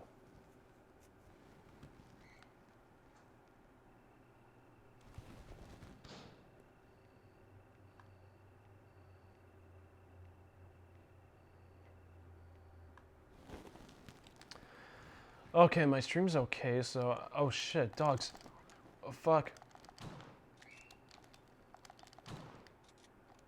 Man, these dogs take damage. There's probably another one. Oh shit, no there isn't. Oh crap. I thought the blood came from the dog, but it actually hit me, so I gotta be careful. Yeah, even though I died, I still saved recently, so... It's not going to affect anything.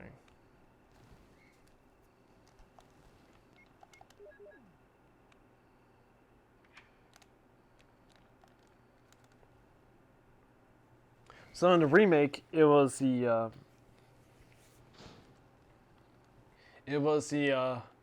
shaped umbrella emblem that I had to fetch to open the guardhouse gate, but it's not this time. It's just the 4 crests. There we go. Oh fuck! I just had it.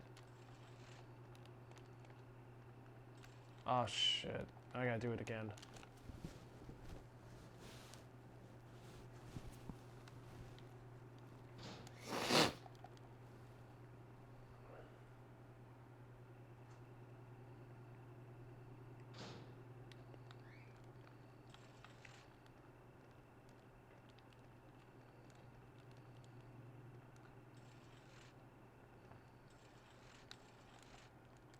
Okay, there we go. See, these fixed angles make it somewhat confusing on how to get these moving objects aligned enough for me to push them to where I need them to be. I gotta grab the crank.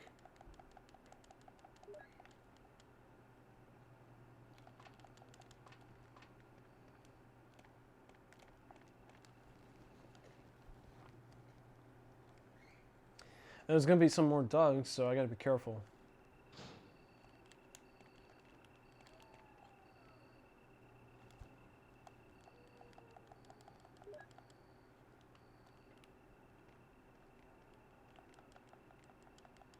Grab these herbs.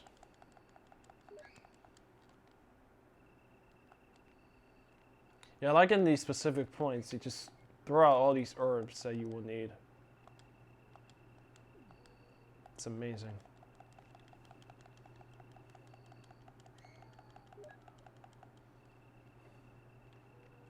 Oh shit, there's a dog.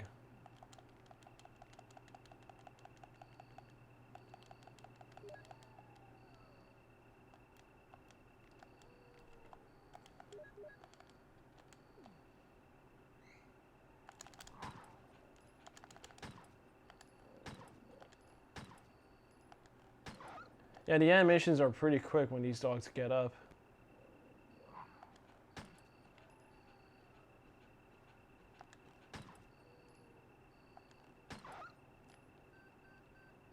There we go, that takes care of them.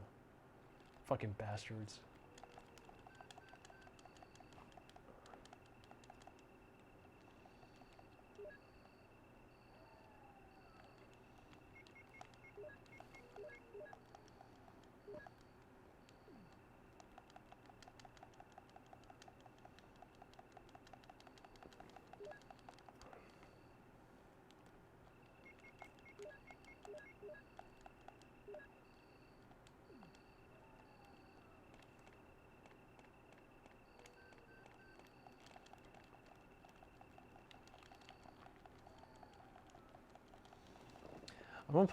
I won't need that green herb until I come back. Because yeah, after my encounters in the guardhouse and in the laboratory pools, and I go back to the mansion after I grab the keys that I need, and you know, open one of the last doors, and that's where I meet the hunters. Okay, so next I'm gonna have to use the crank to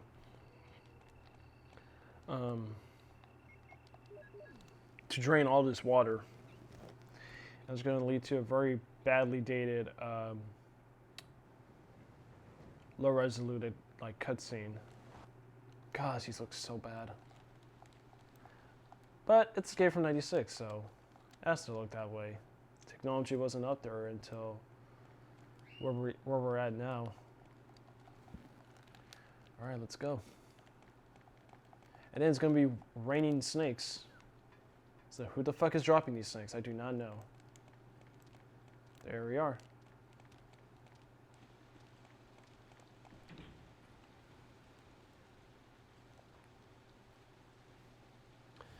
Hey, what's up, dude?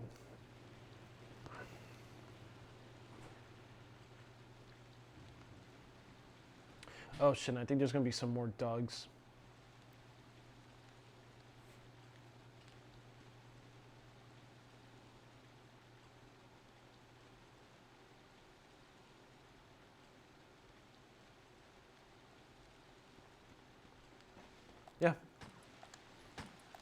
fuck?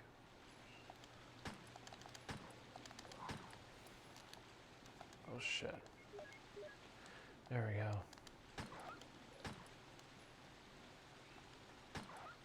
Wow, so it takes 3 shotgun shells to kill these dogs. But it takes 3 pistol rounds to put one down. That's absurd.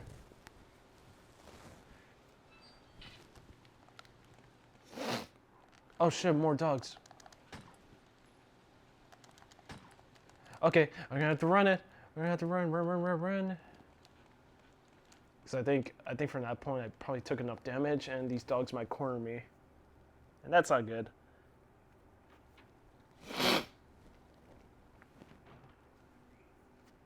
Yeah, I'm already on caution.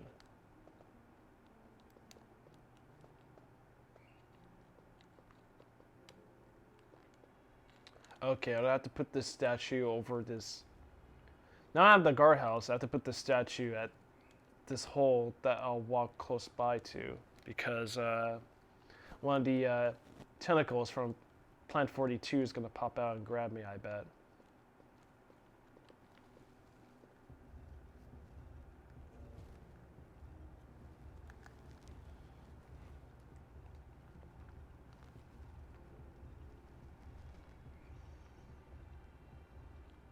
Yeah, there it is.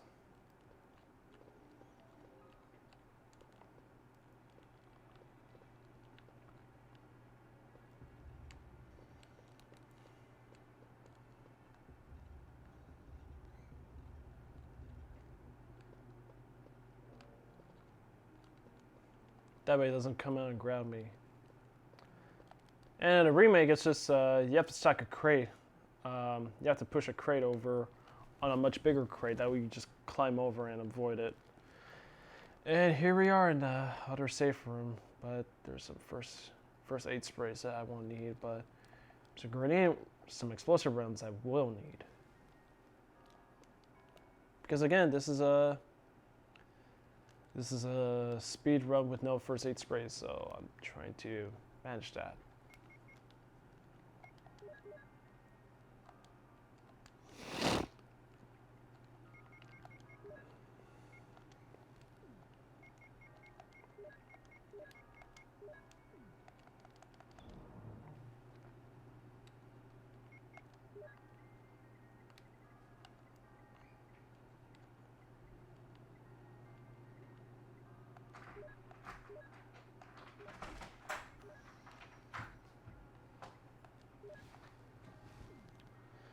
Hey, what's up, dude? Okay, so now I have to get my ship ready, so I have to go into the bottom laboratories.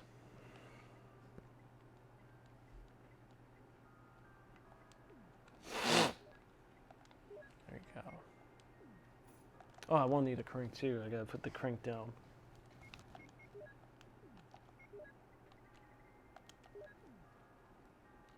Okay, now this is where it leads to a tricky puzzle, where so before I confront boss Plant 42, there are some routes I could take with this boss.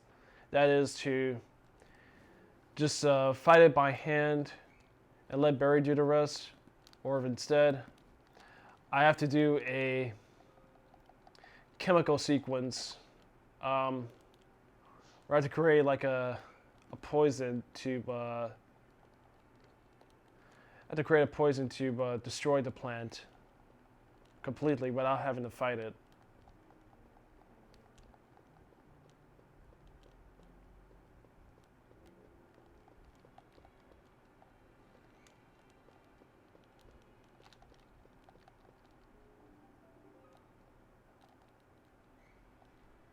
Nine, 5, 8, 3.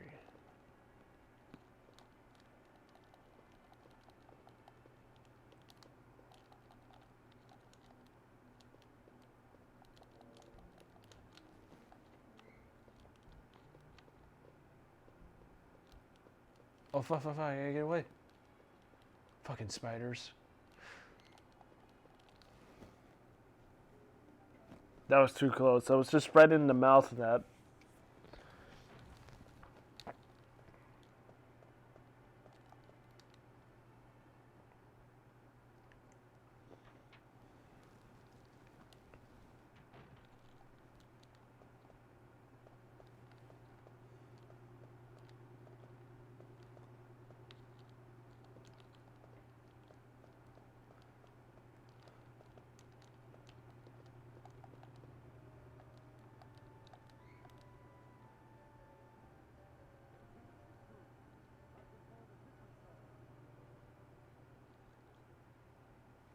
And that's where we get our cutscene, our first hint of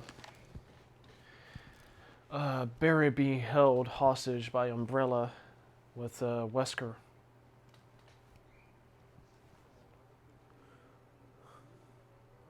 Because seriously, would you trust some dude in shades? No, I wouldn't.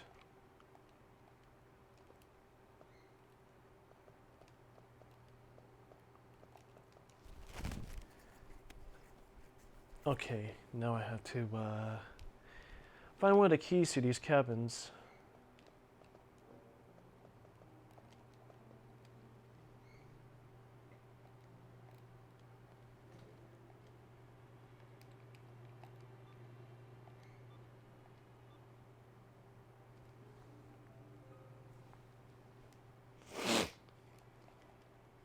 Okay, so I was able to open it. Now I got to create the chemical.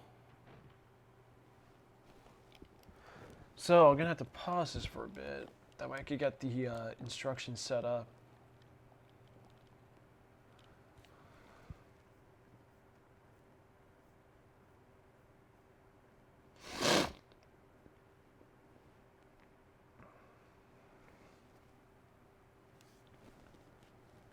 So yeah, the chemical I have to make is called V-Volt, or V-Jolt, sorry. And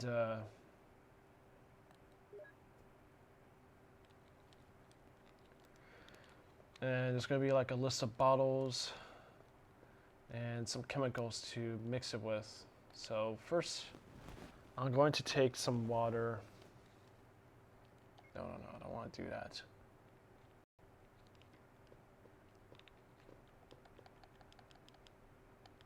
Yes, I will put water. And I gotta mix it with some compounds here and there to begin the first step on creating the chemical.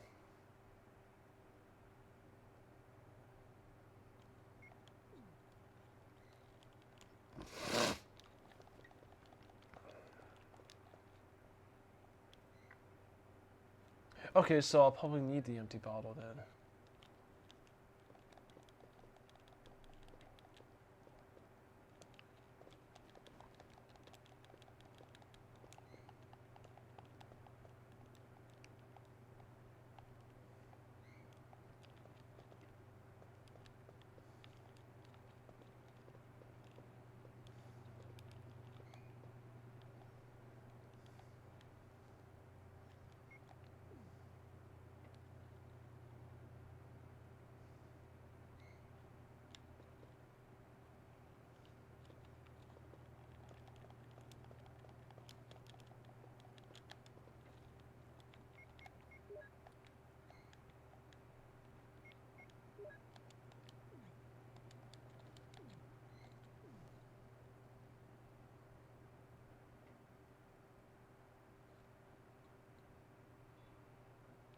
Oh, okay, that makes total sense.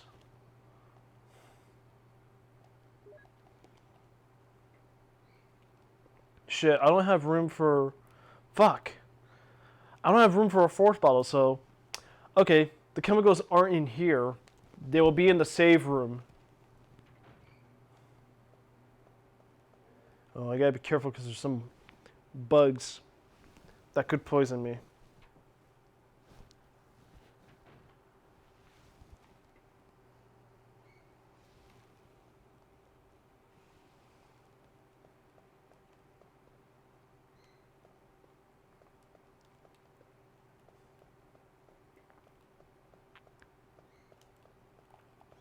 So that's where I need to go back.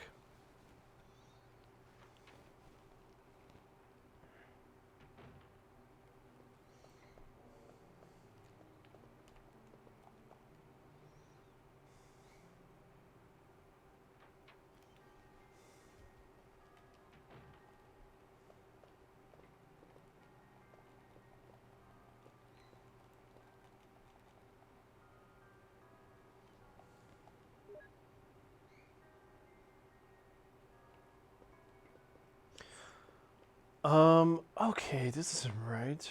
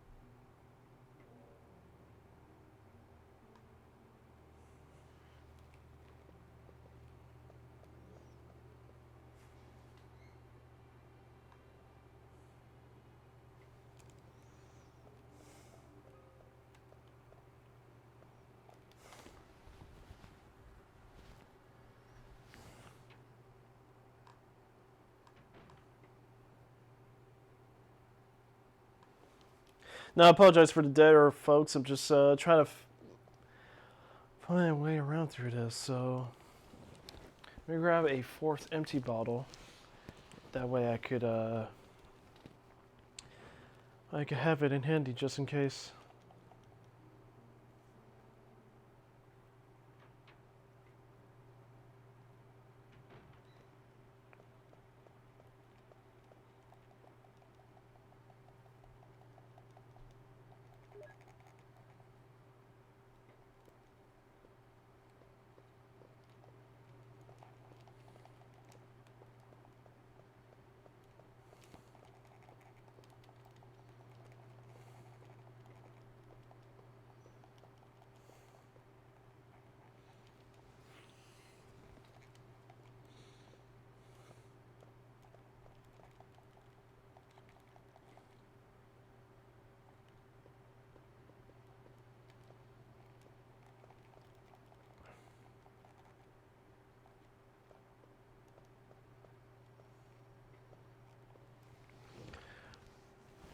Now, hold on a sec. I gotta make sure if I'm doing this okay.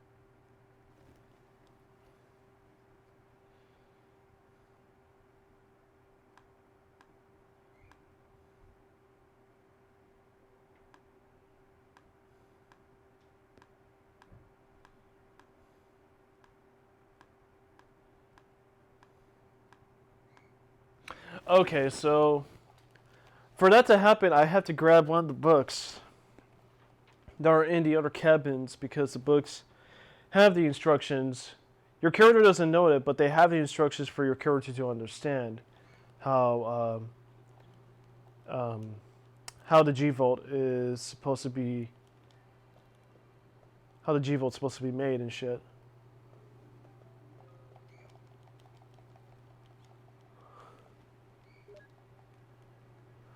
Oh fuck! I got the key, so that triggered the wasps. Okay, not here. And they're a lot faster here than they were in the remake. So I have to grab one of the books that I have to find in these cabins, so then the game will allow me to make the chemical. Yes, I want to fucking discard it.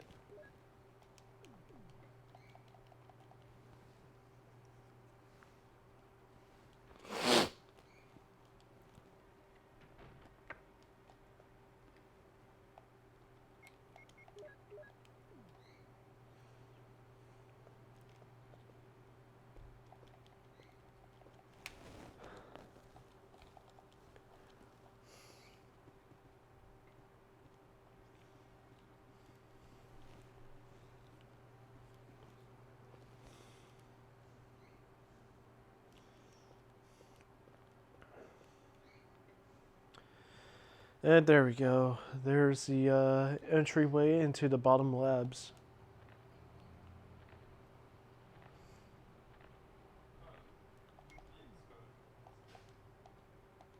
But I have to grab the key for that. So first, I had to go down into the labs.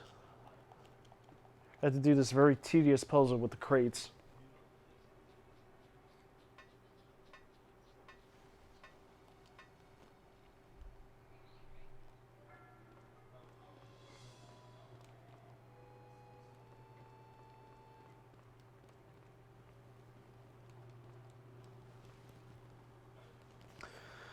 So now I gotta push all these crates into that little pool that I can make a bridge, but then the farthest one from where I came from, it's gonna take a while for me to get it in place. That way I could just fully connect the crates together. Oh fuck, and it stuck to the wall, so I had to push it to that little opening. There we go. Let's push it down.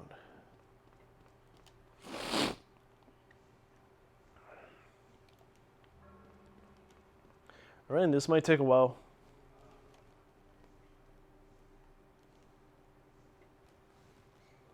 The reason why I want to make the chemical instead of just having to face it head on is just I don't want to use berry. Because maybe if I use berry too much, then that's what leads into him dying at the end of the game, and that's not a good ending for me.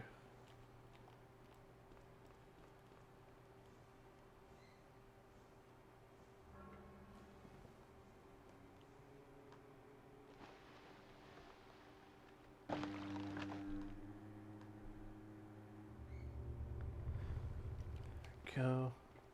Let me see how this is looking.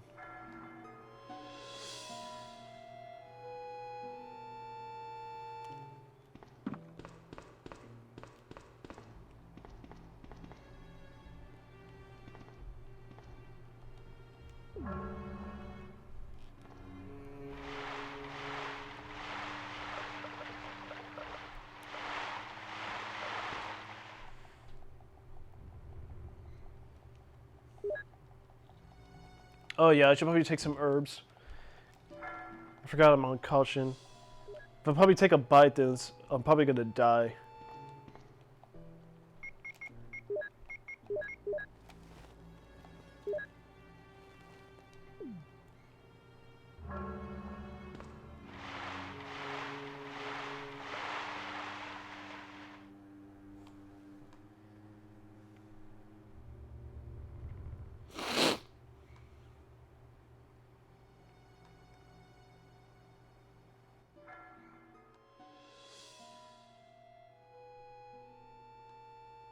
Alright, let's do it.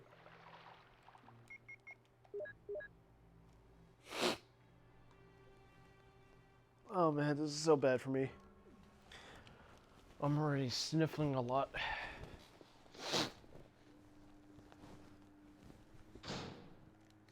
Alright. It's gonna trigger a little cutscene where the sharks come in.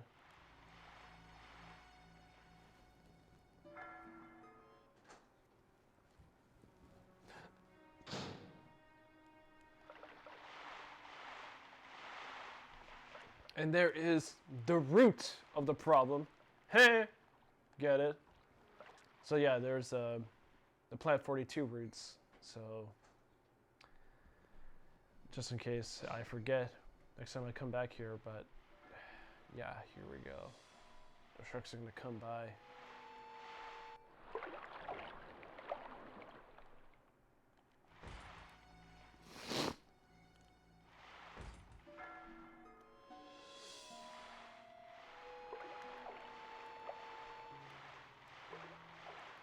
Oh fuck, get off.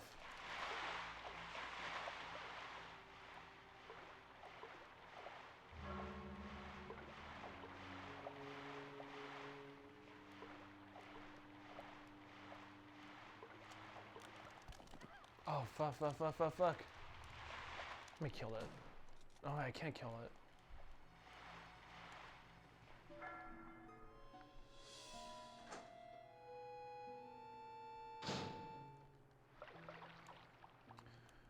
Oh crap, that ain't good.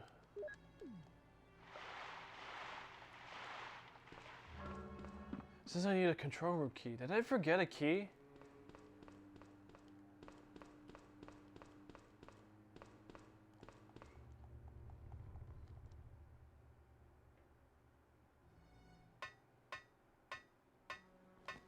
Probably need to go back upstairs into the cabin.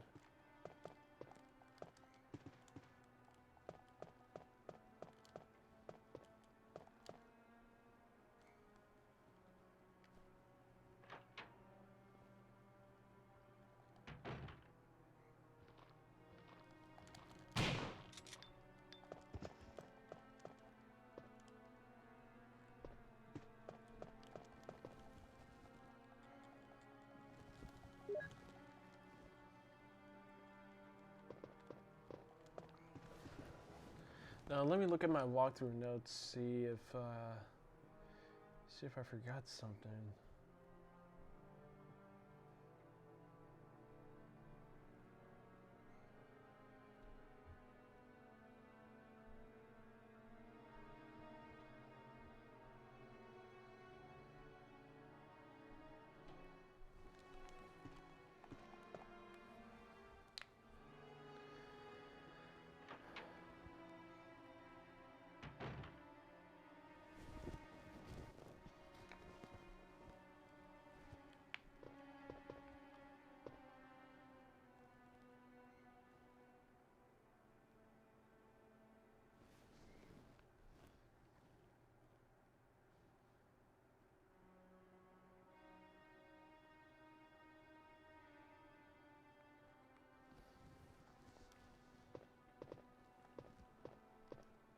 Oh yeah, that's right.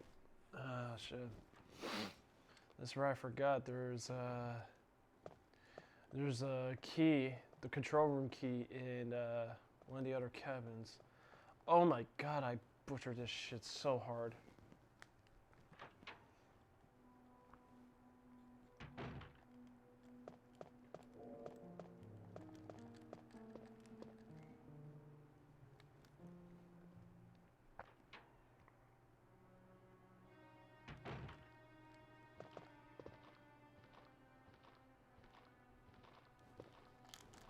Oh fuck, get off.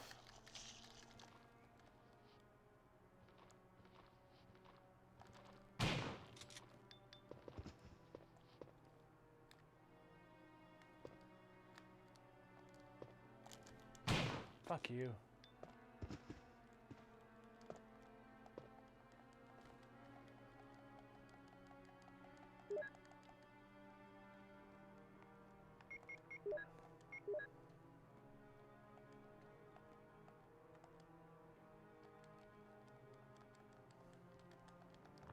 And this is the blank book I would need to gain entry into Plant 42.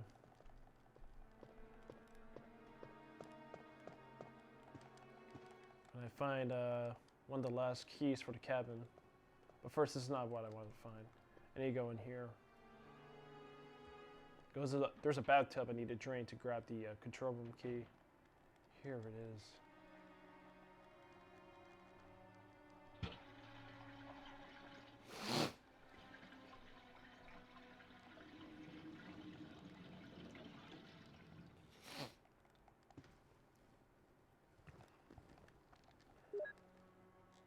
There we are. Now it's time to rock and roll.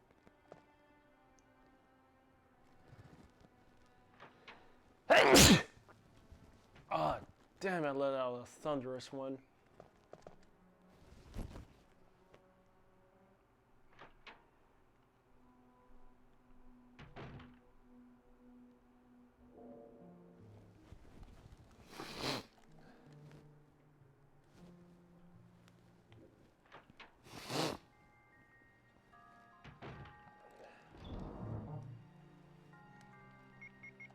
I might need to grab some health just in case. Let me let go of this.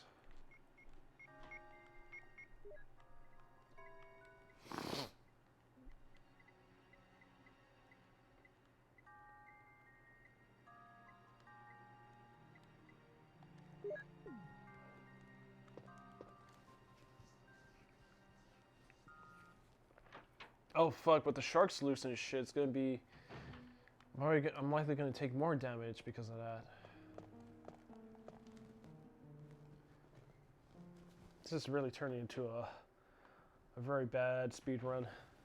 I can't even call it a speed run at this point.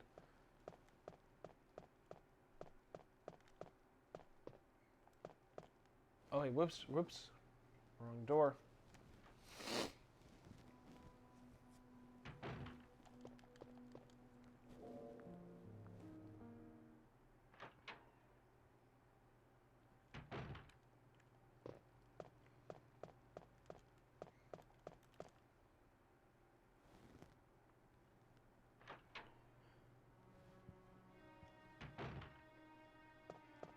Alright, let's go back.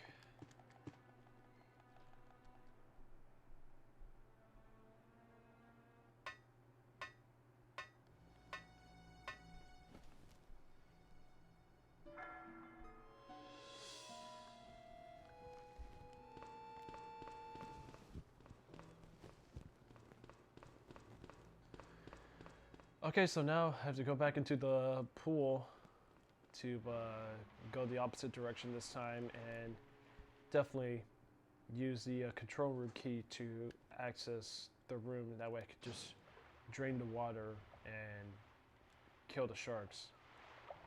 Fuck.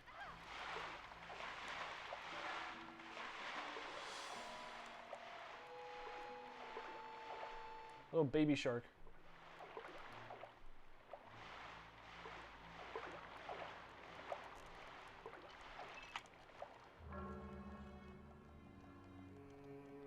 Yes.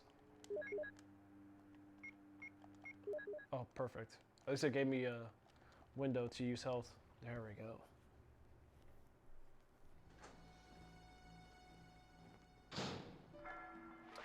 Alright, now let's drain it.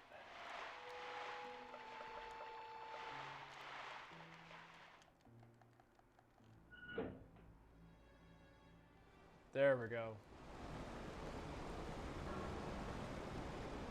Now the sharks will die.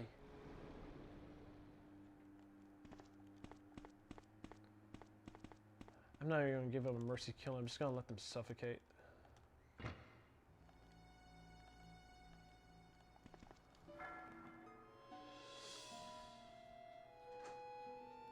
So, as much as I messed up this progress so far, I mean, this game goes by very simple designs, simple pathways for anybody to progress in. So, in actuality, this game is not as difficult as newcomers might find it would be.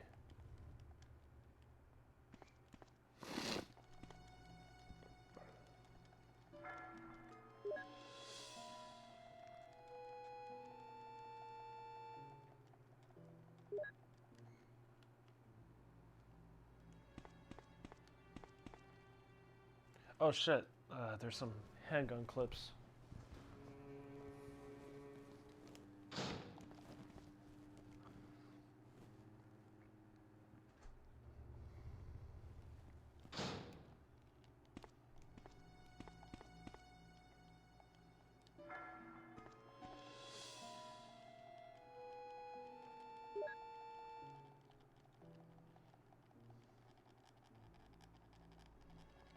There we go.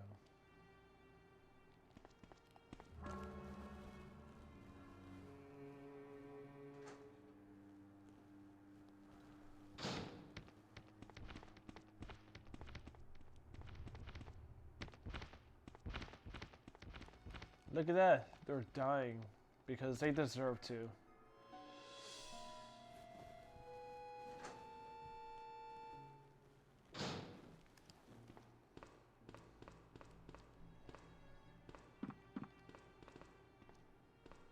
And this doesn't make any sense because in the game, it was actually a much steeper.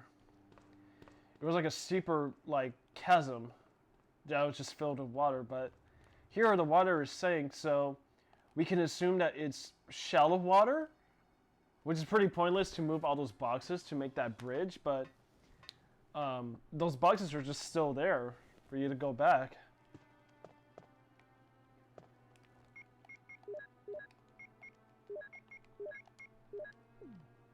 Okay, so I got one of the other cabin keys, so I can actually use that to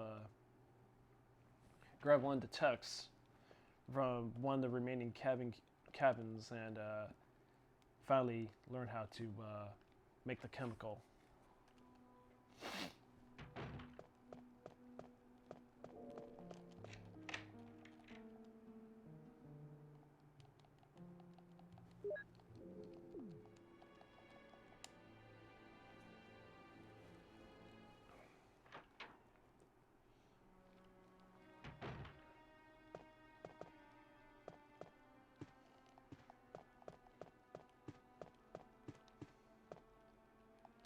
Yeah, there it is. There's the book.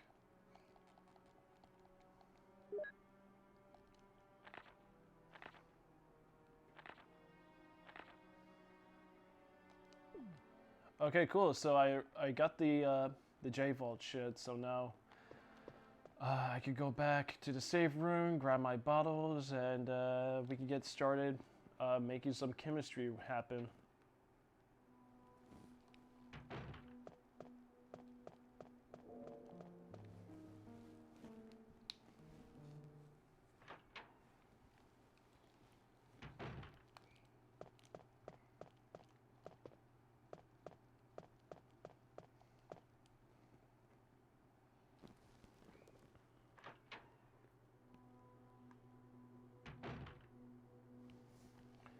Alright, now let's grab my bottles.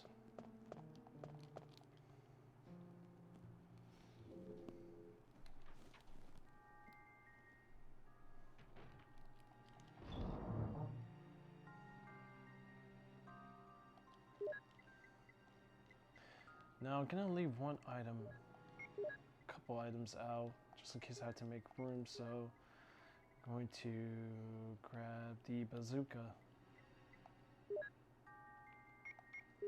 So I'll definitely need that.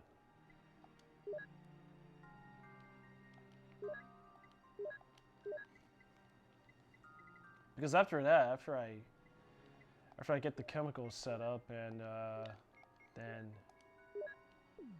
place it with the roots, then it should be easy for me to kill it with just my grenade rounds and shit.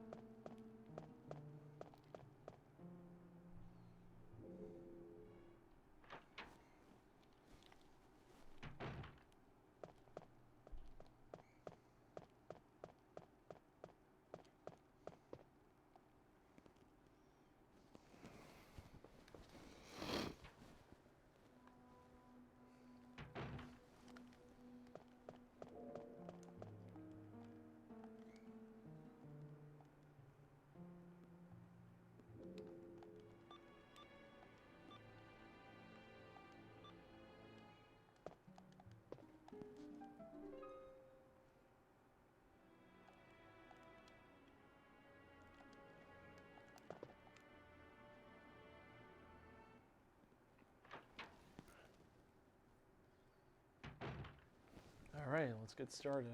So, okay, number 2, yes. That's right, so I'm gonna take number 2, so that's red, and mix it with the water.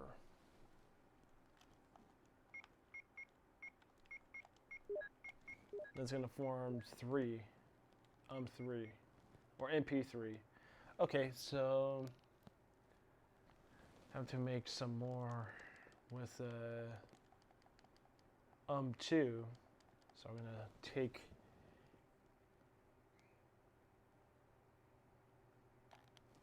gonna take two 2s and make 4.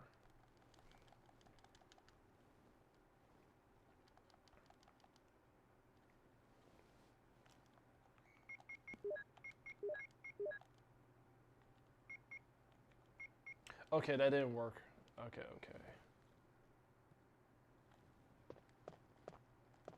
Probably another chemical I have to fetch. Okay, so there's 4. There we go. I thought I have to combine 2 2s for an 4, but no.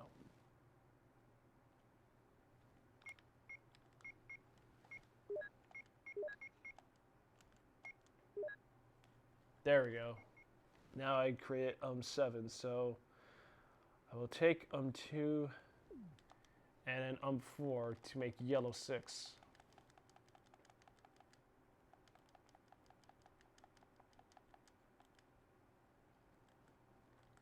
This required a lot of brain power for people who didn't have the internet then, but now that we do, we have the freedom to use it.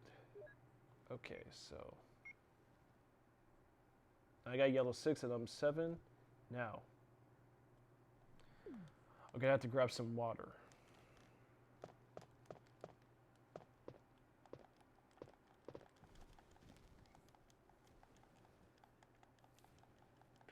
Now I gotta combine water and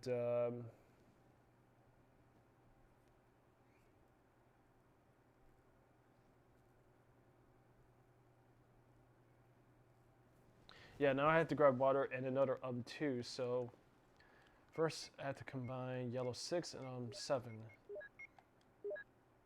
There we go. Now I got 13, so it's all going back to the beginning. So I'm taking 2 and water to make MP3, and that should be the last mix to get it set up. Now I got that, and voila, we have our J-Volt. So now I'm gonna go back into the underground labs to place it at the roots, and then it should be good enough for me to kill the boss.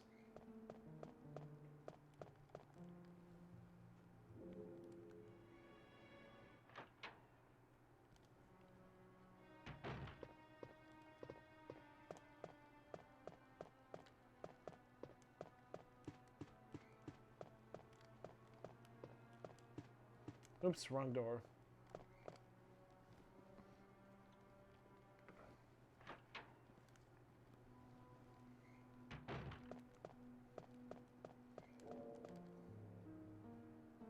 This is one thing that a game teaches women is independence for sure. Because you have Jill and you don't want Barry's help for this, so it's best to just rely on yourself. That way you can get the good ending. But yeah, I have to go back to the shark tank and into the labs and finally kill this fucker.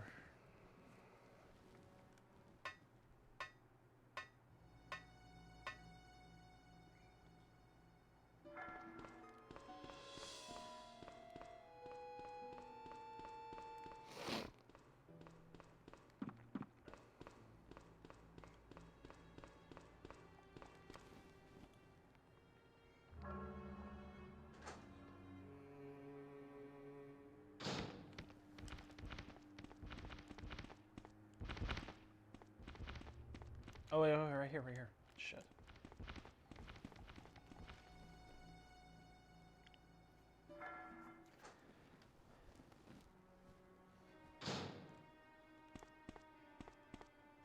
Alright, let's place this fucker.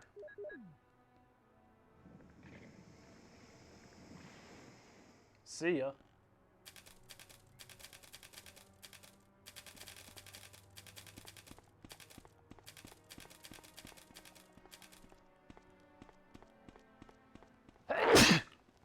So with the roots shriveled up, should be easier for me to kill Plant 42 now. So let's just go back.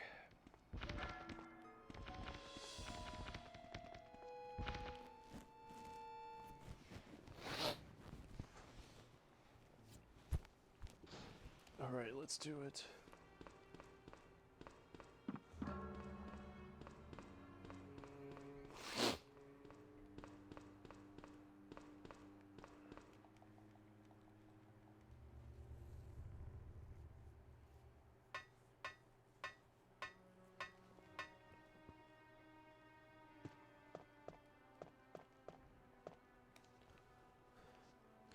Oh, I would have to go back to the save room and fetch the red book.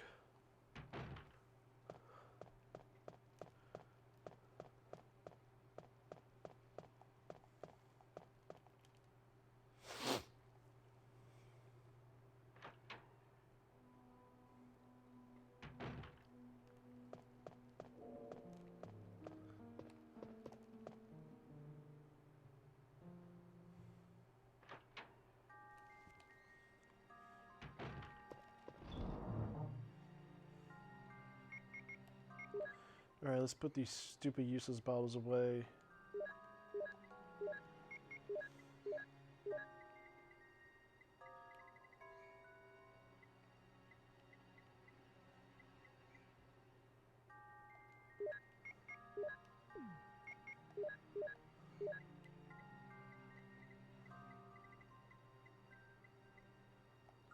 Let's grab some health.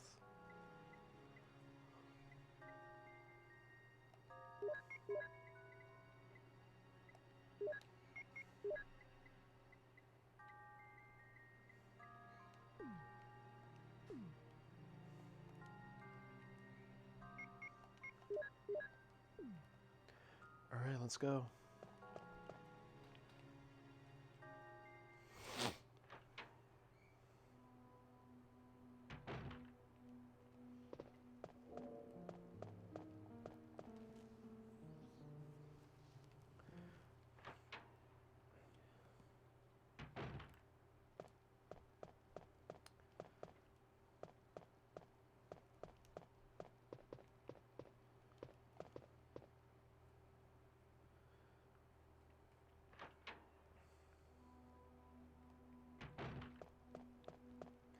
Okay, now, so I think it's time for us to do the book puzzle and then we confront Audrey too.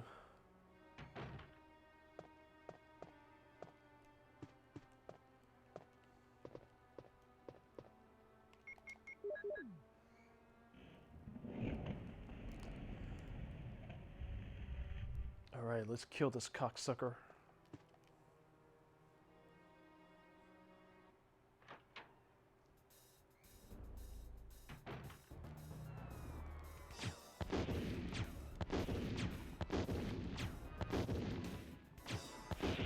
There we go.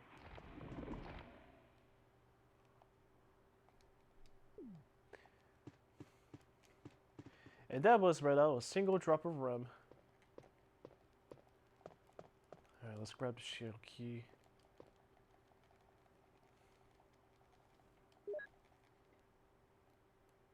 Well, not the shield key, I'm sorry. It's probably a different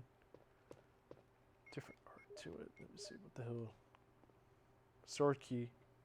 No, the helmet key. There we go. Well, yeah, I grabbed the last key that I needed to go back to the mansion, so let's do it. And there, I'm going to confront Wesker.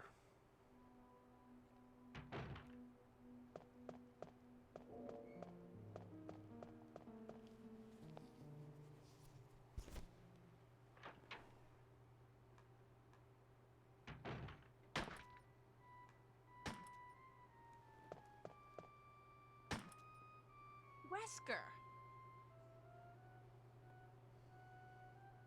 Jill. Yeah, some more hilarious cringe dialogue that I cannot skip. That's what I was going to say. Where on earth have you been? You disappeared from the hall all of a sudden. I'm sorry, but I have my reasons. Perhaps you guys have met them? It was all I could do to protect myself against those strange creatures. Is that right? Anyway, it's good to see you're safe. Jill, our first priority is to get out of here. Yes, you're right. Now, there are a lot of rooms in that mansion that we can't get into because they're locked up. I have been looking around for clues. Okay, I'll go to the other house and see if I can find any clues. Will you do that? I'm counting on you.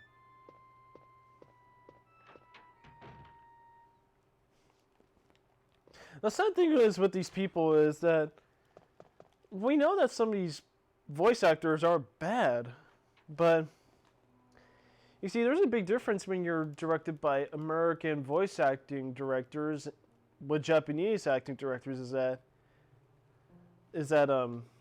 you know, the material that you're trying to translate into American audience. Excuse me. The fact that you're trying to translate this material to English-speaking actors, it's not going to go well. So, therefore, the dialogue's not going to be conveyed well. The emotions aren't going to be conveyed well, and yeah, just how they're pitching the performance is not going to be conveyed. Excuse me. Like the pitch of the performance isn't going to be directed well, so therefore it's not going to be conveyed well.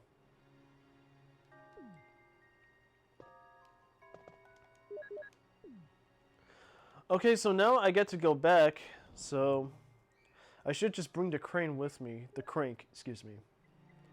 I should bring the crank with me because I think I'm going to have to drain the water.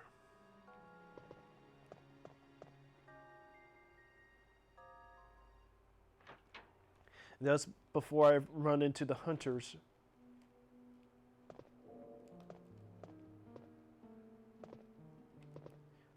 Take a blue herb with me. Oh no, wait, shit. I can't take it with me. Fuck. Because, there's one green herb I left behind, so I want to grab that before I make my way into the mansion.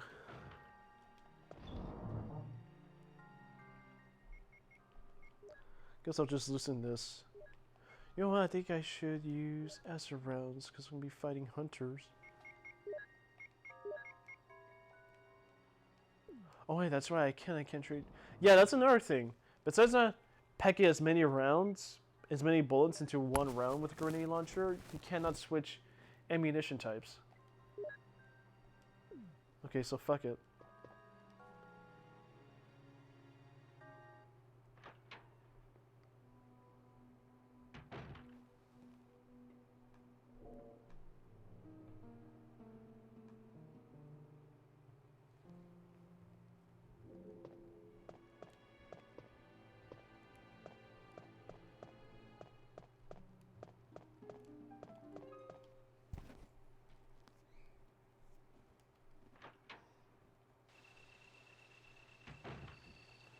Alright, let's go back. Fuck, I'm gonna run into those dogs again.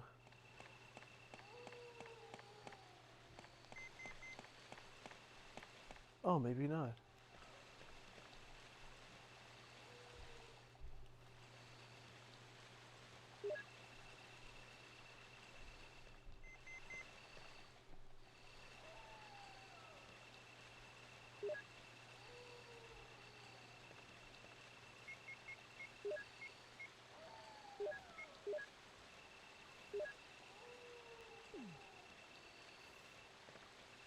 Oh wait, whoops. Shit.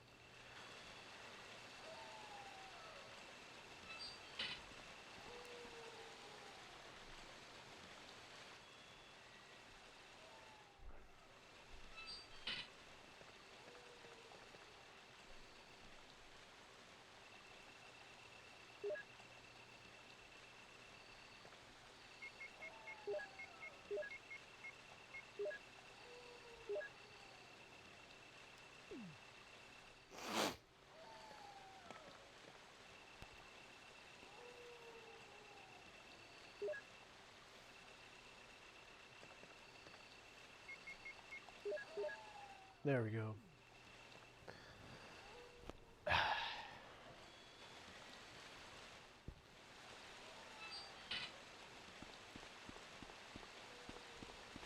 Now I probably will have to go back here because what I'll probably need from the mansion is the elevator battery. Because with the battery I'll go down into the caverns and fight some giant spiders and have some Indiana Jones moments with a couple boulders. Yeah,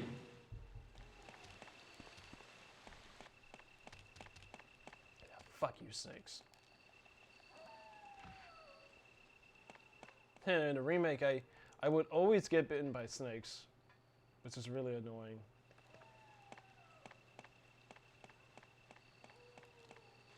Alright, let's seal her up. Hope you drown, you snakes. No, snakes can't drown, though. They can swim.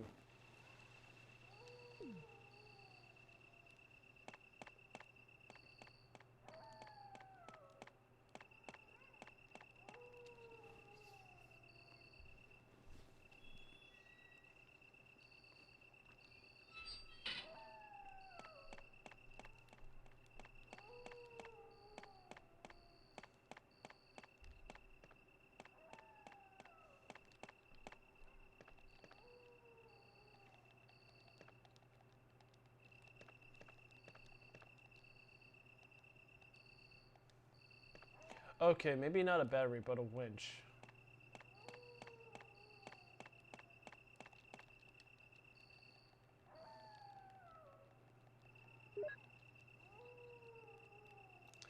Yeah, Mansion Stage 2, where instead of zombies, we're going to be fighting hunters now.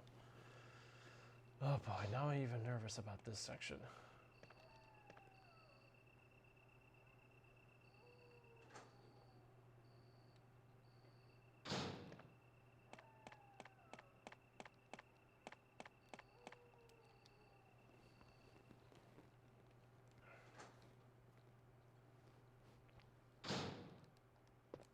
And here comes the first person perspective in very bad quality. And this is funny. It's supposed to be like a very intense moment, but then they just like, I'm open the door. And here it comes.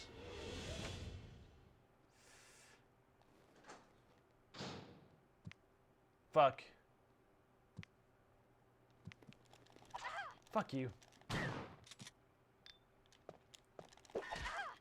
Fuck.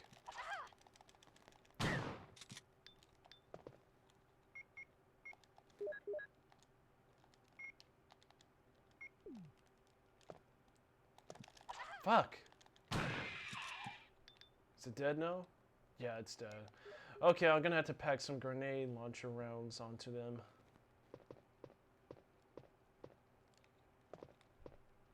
Yeah, they are tough to kill with a shotgun. Okay, so I use the helmet key on this secret door.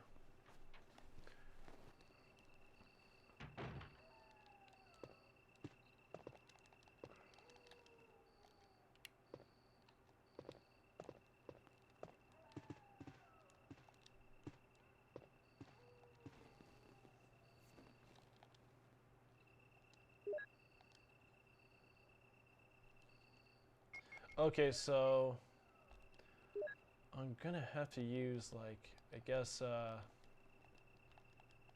yeah, the coins from when I had to access the deep labs. So I got the eagle, and now I need the wolf coin.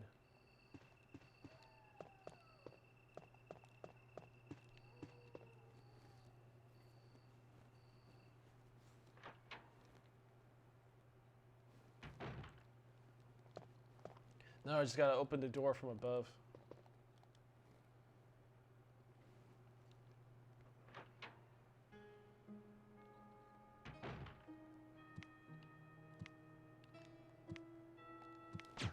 Fuck you.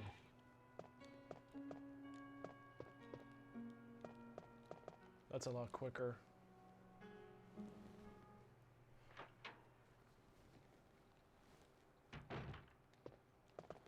Oh great, they were generous enough to give me some items. I wonder who put them there. Did God set them there? Alright then. Let's put this one back for now. And the crank too, I will need a crank.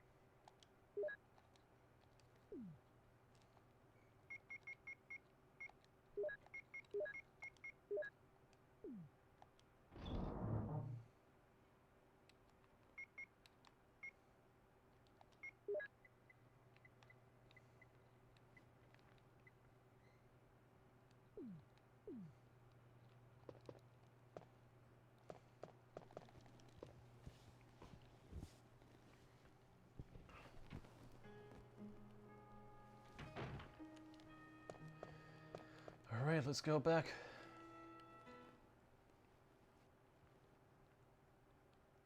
I think after this, I'll definitely be playing some Resident Evil 2.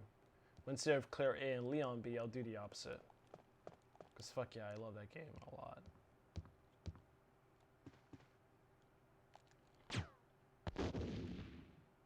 Oh shit.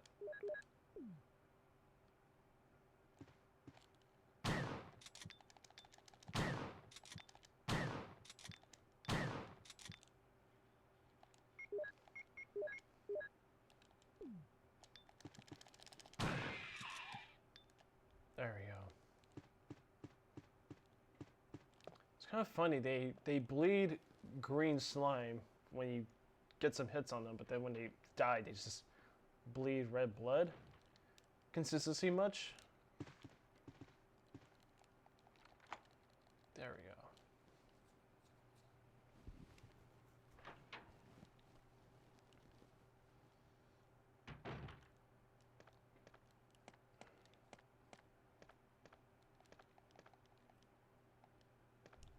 Oh yeah, this is where I'm gonna have to fight Yon.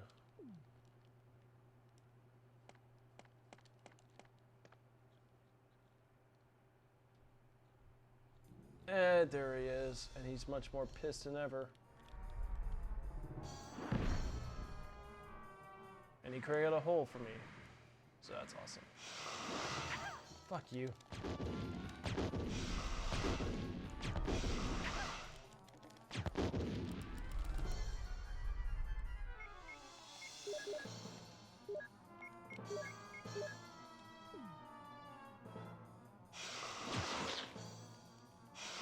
Oh fuck, get away.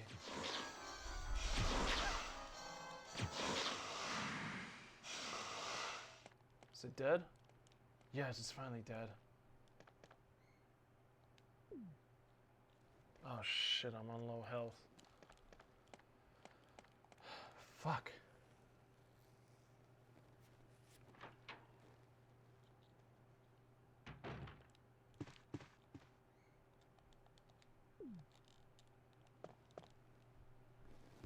Oh man, hopefully I can find some health. Man, that thing took a lot. The fucking remake took like 3 hits of some acid rounds and then it's down.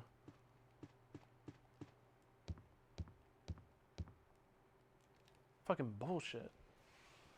I used an entire explosive clip on it.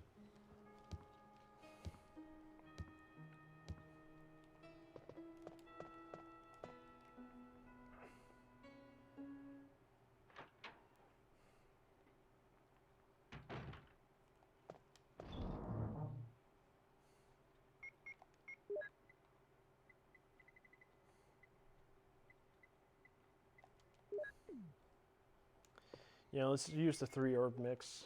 The 3 green herb mix. There we go. Alright, then let's move on. Now I have to go down this dangerous hole. That's going to lead me into other safe passages.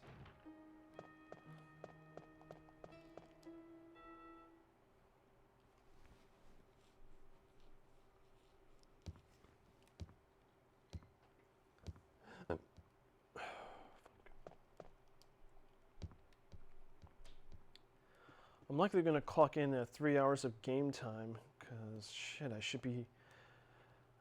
be elsewhere at this time, man. I didn't know it was going to take me this long. I got stuff to do, family to meet.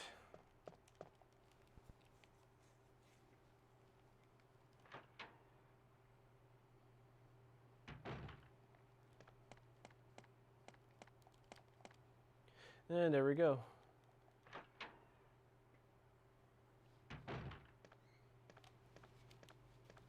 Barry's gonna drop me a rope, and he's gonna ditch me. Yes, but I can't see very well. How about going Yeah, down sucks these cutscenes can't be I have skipped. a rope here. Oh, do you? Well, then I'll try to go. I down try, the but road. no. Wait.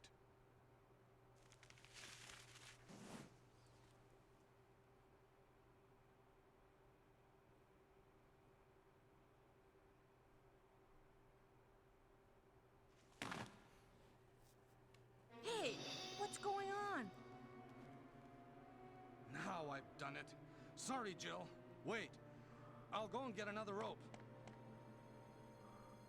Barry? Barry?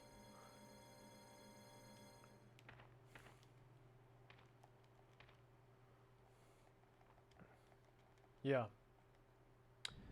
Okay, then.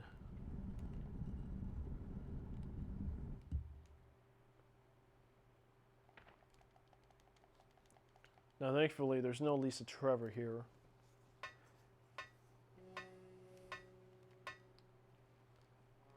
Yeah, I would say Lisa Trevor is another great addition to the remake.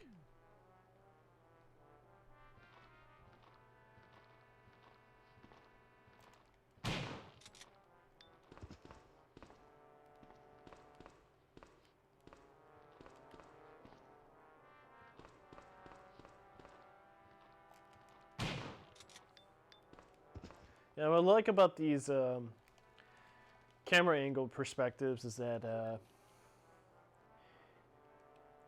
in large hallways and corridors such as these, it leaves you unaware of what lies ahead. So sometimes it'll have a fixed God's eye of view where you're rendered small and vulnerable in these maps that you're not going to be fully aware of what's... not going to be fully aware of any zombies or creatures that could be lurking. Okay, now zombies spot me. Fuck you.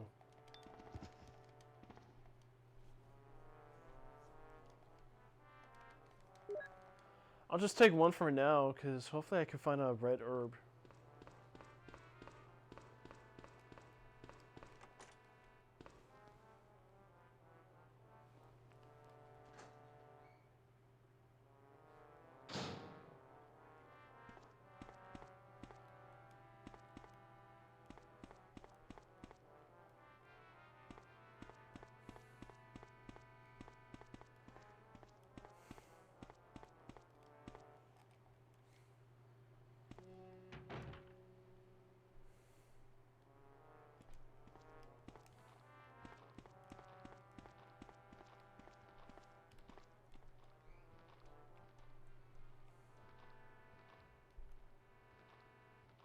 Look at this dumb shit, man. Fuck you.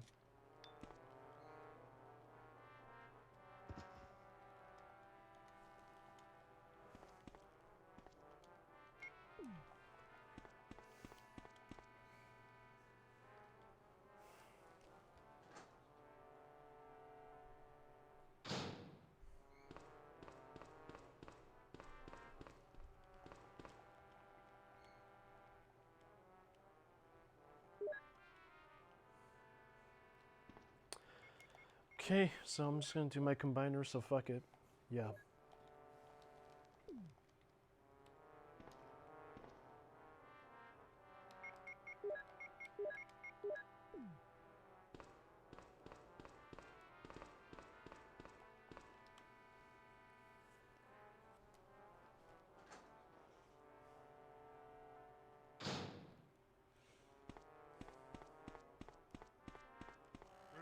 Oh, fuck.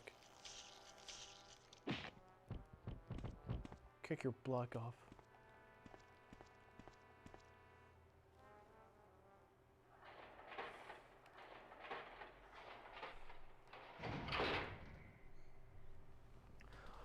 Oh yeah, that's right, because in the remake, you have to go up to the higher level to activate the elevator.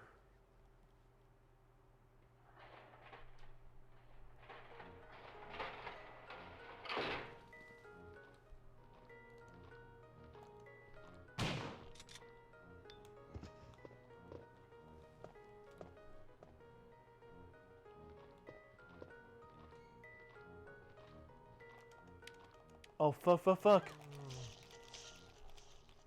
Oh shit, I didn't know I ran out of bullets.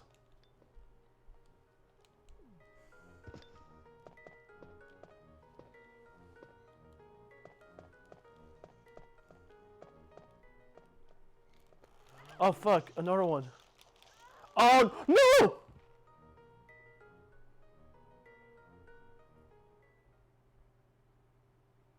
Oh fuck! God damn it!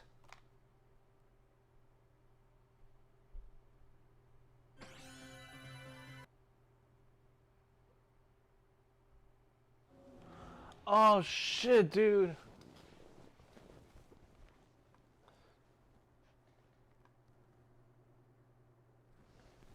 Well, there was that unfortunate circumstance. Oh crap. Well then, I'm gonna have to cut this short because I was expecting this to be done, but fuck, I did not expect that to happen. Oh shit, I'm so pissed.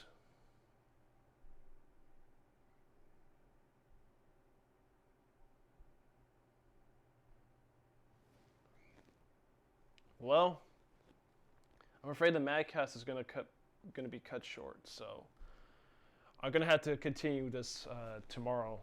But for those of you who have tuned in and have watched, thank you.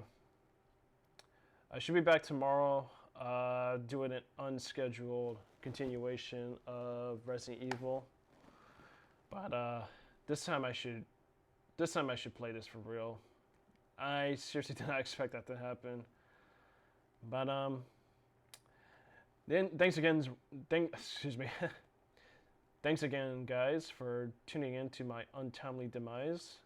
But I'll be back tomorrow to finish this off. But if you are a subscriber to MadCast Productions, be sure to tune in more on the madness of movies and even gaming, because we're counting games in this too. But I should edit this off and make it into 2 parts then.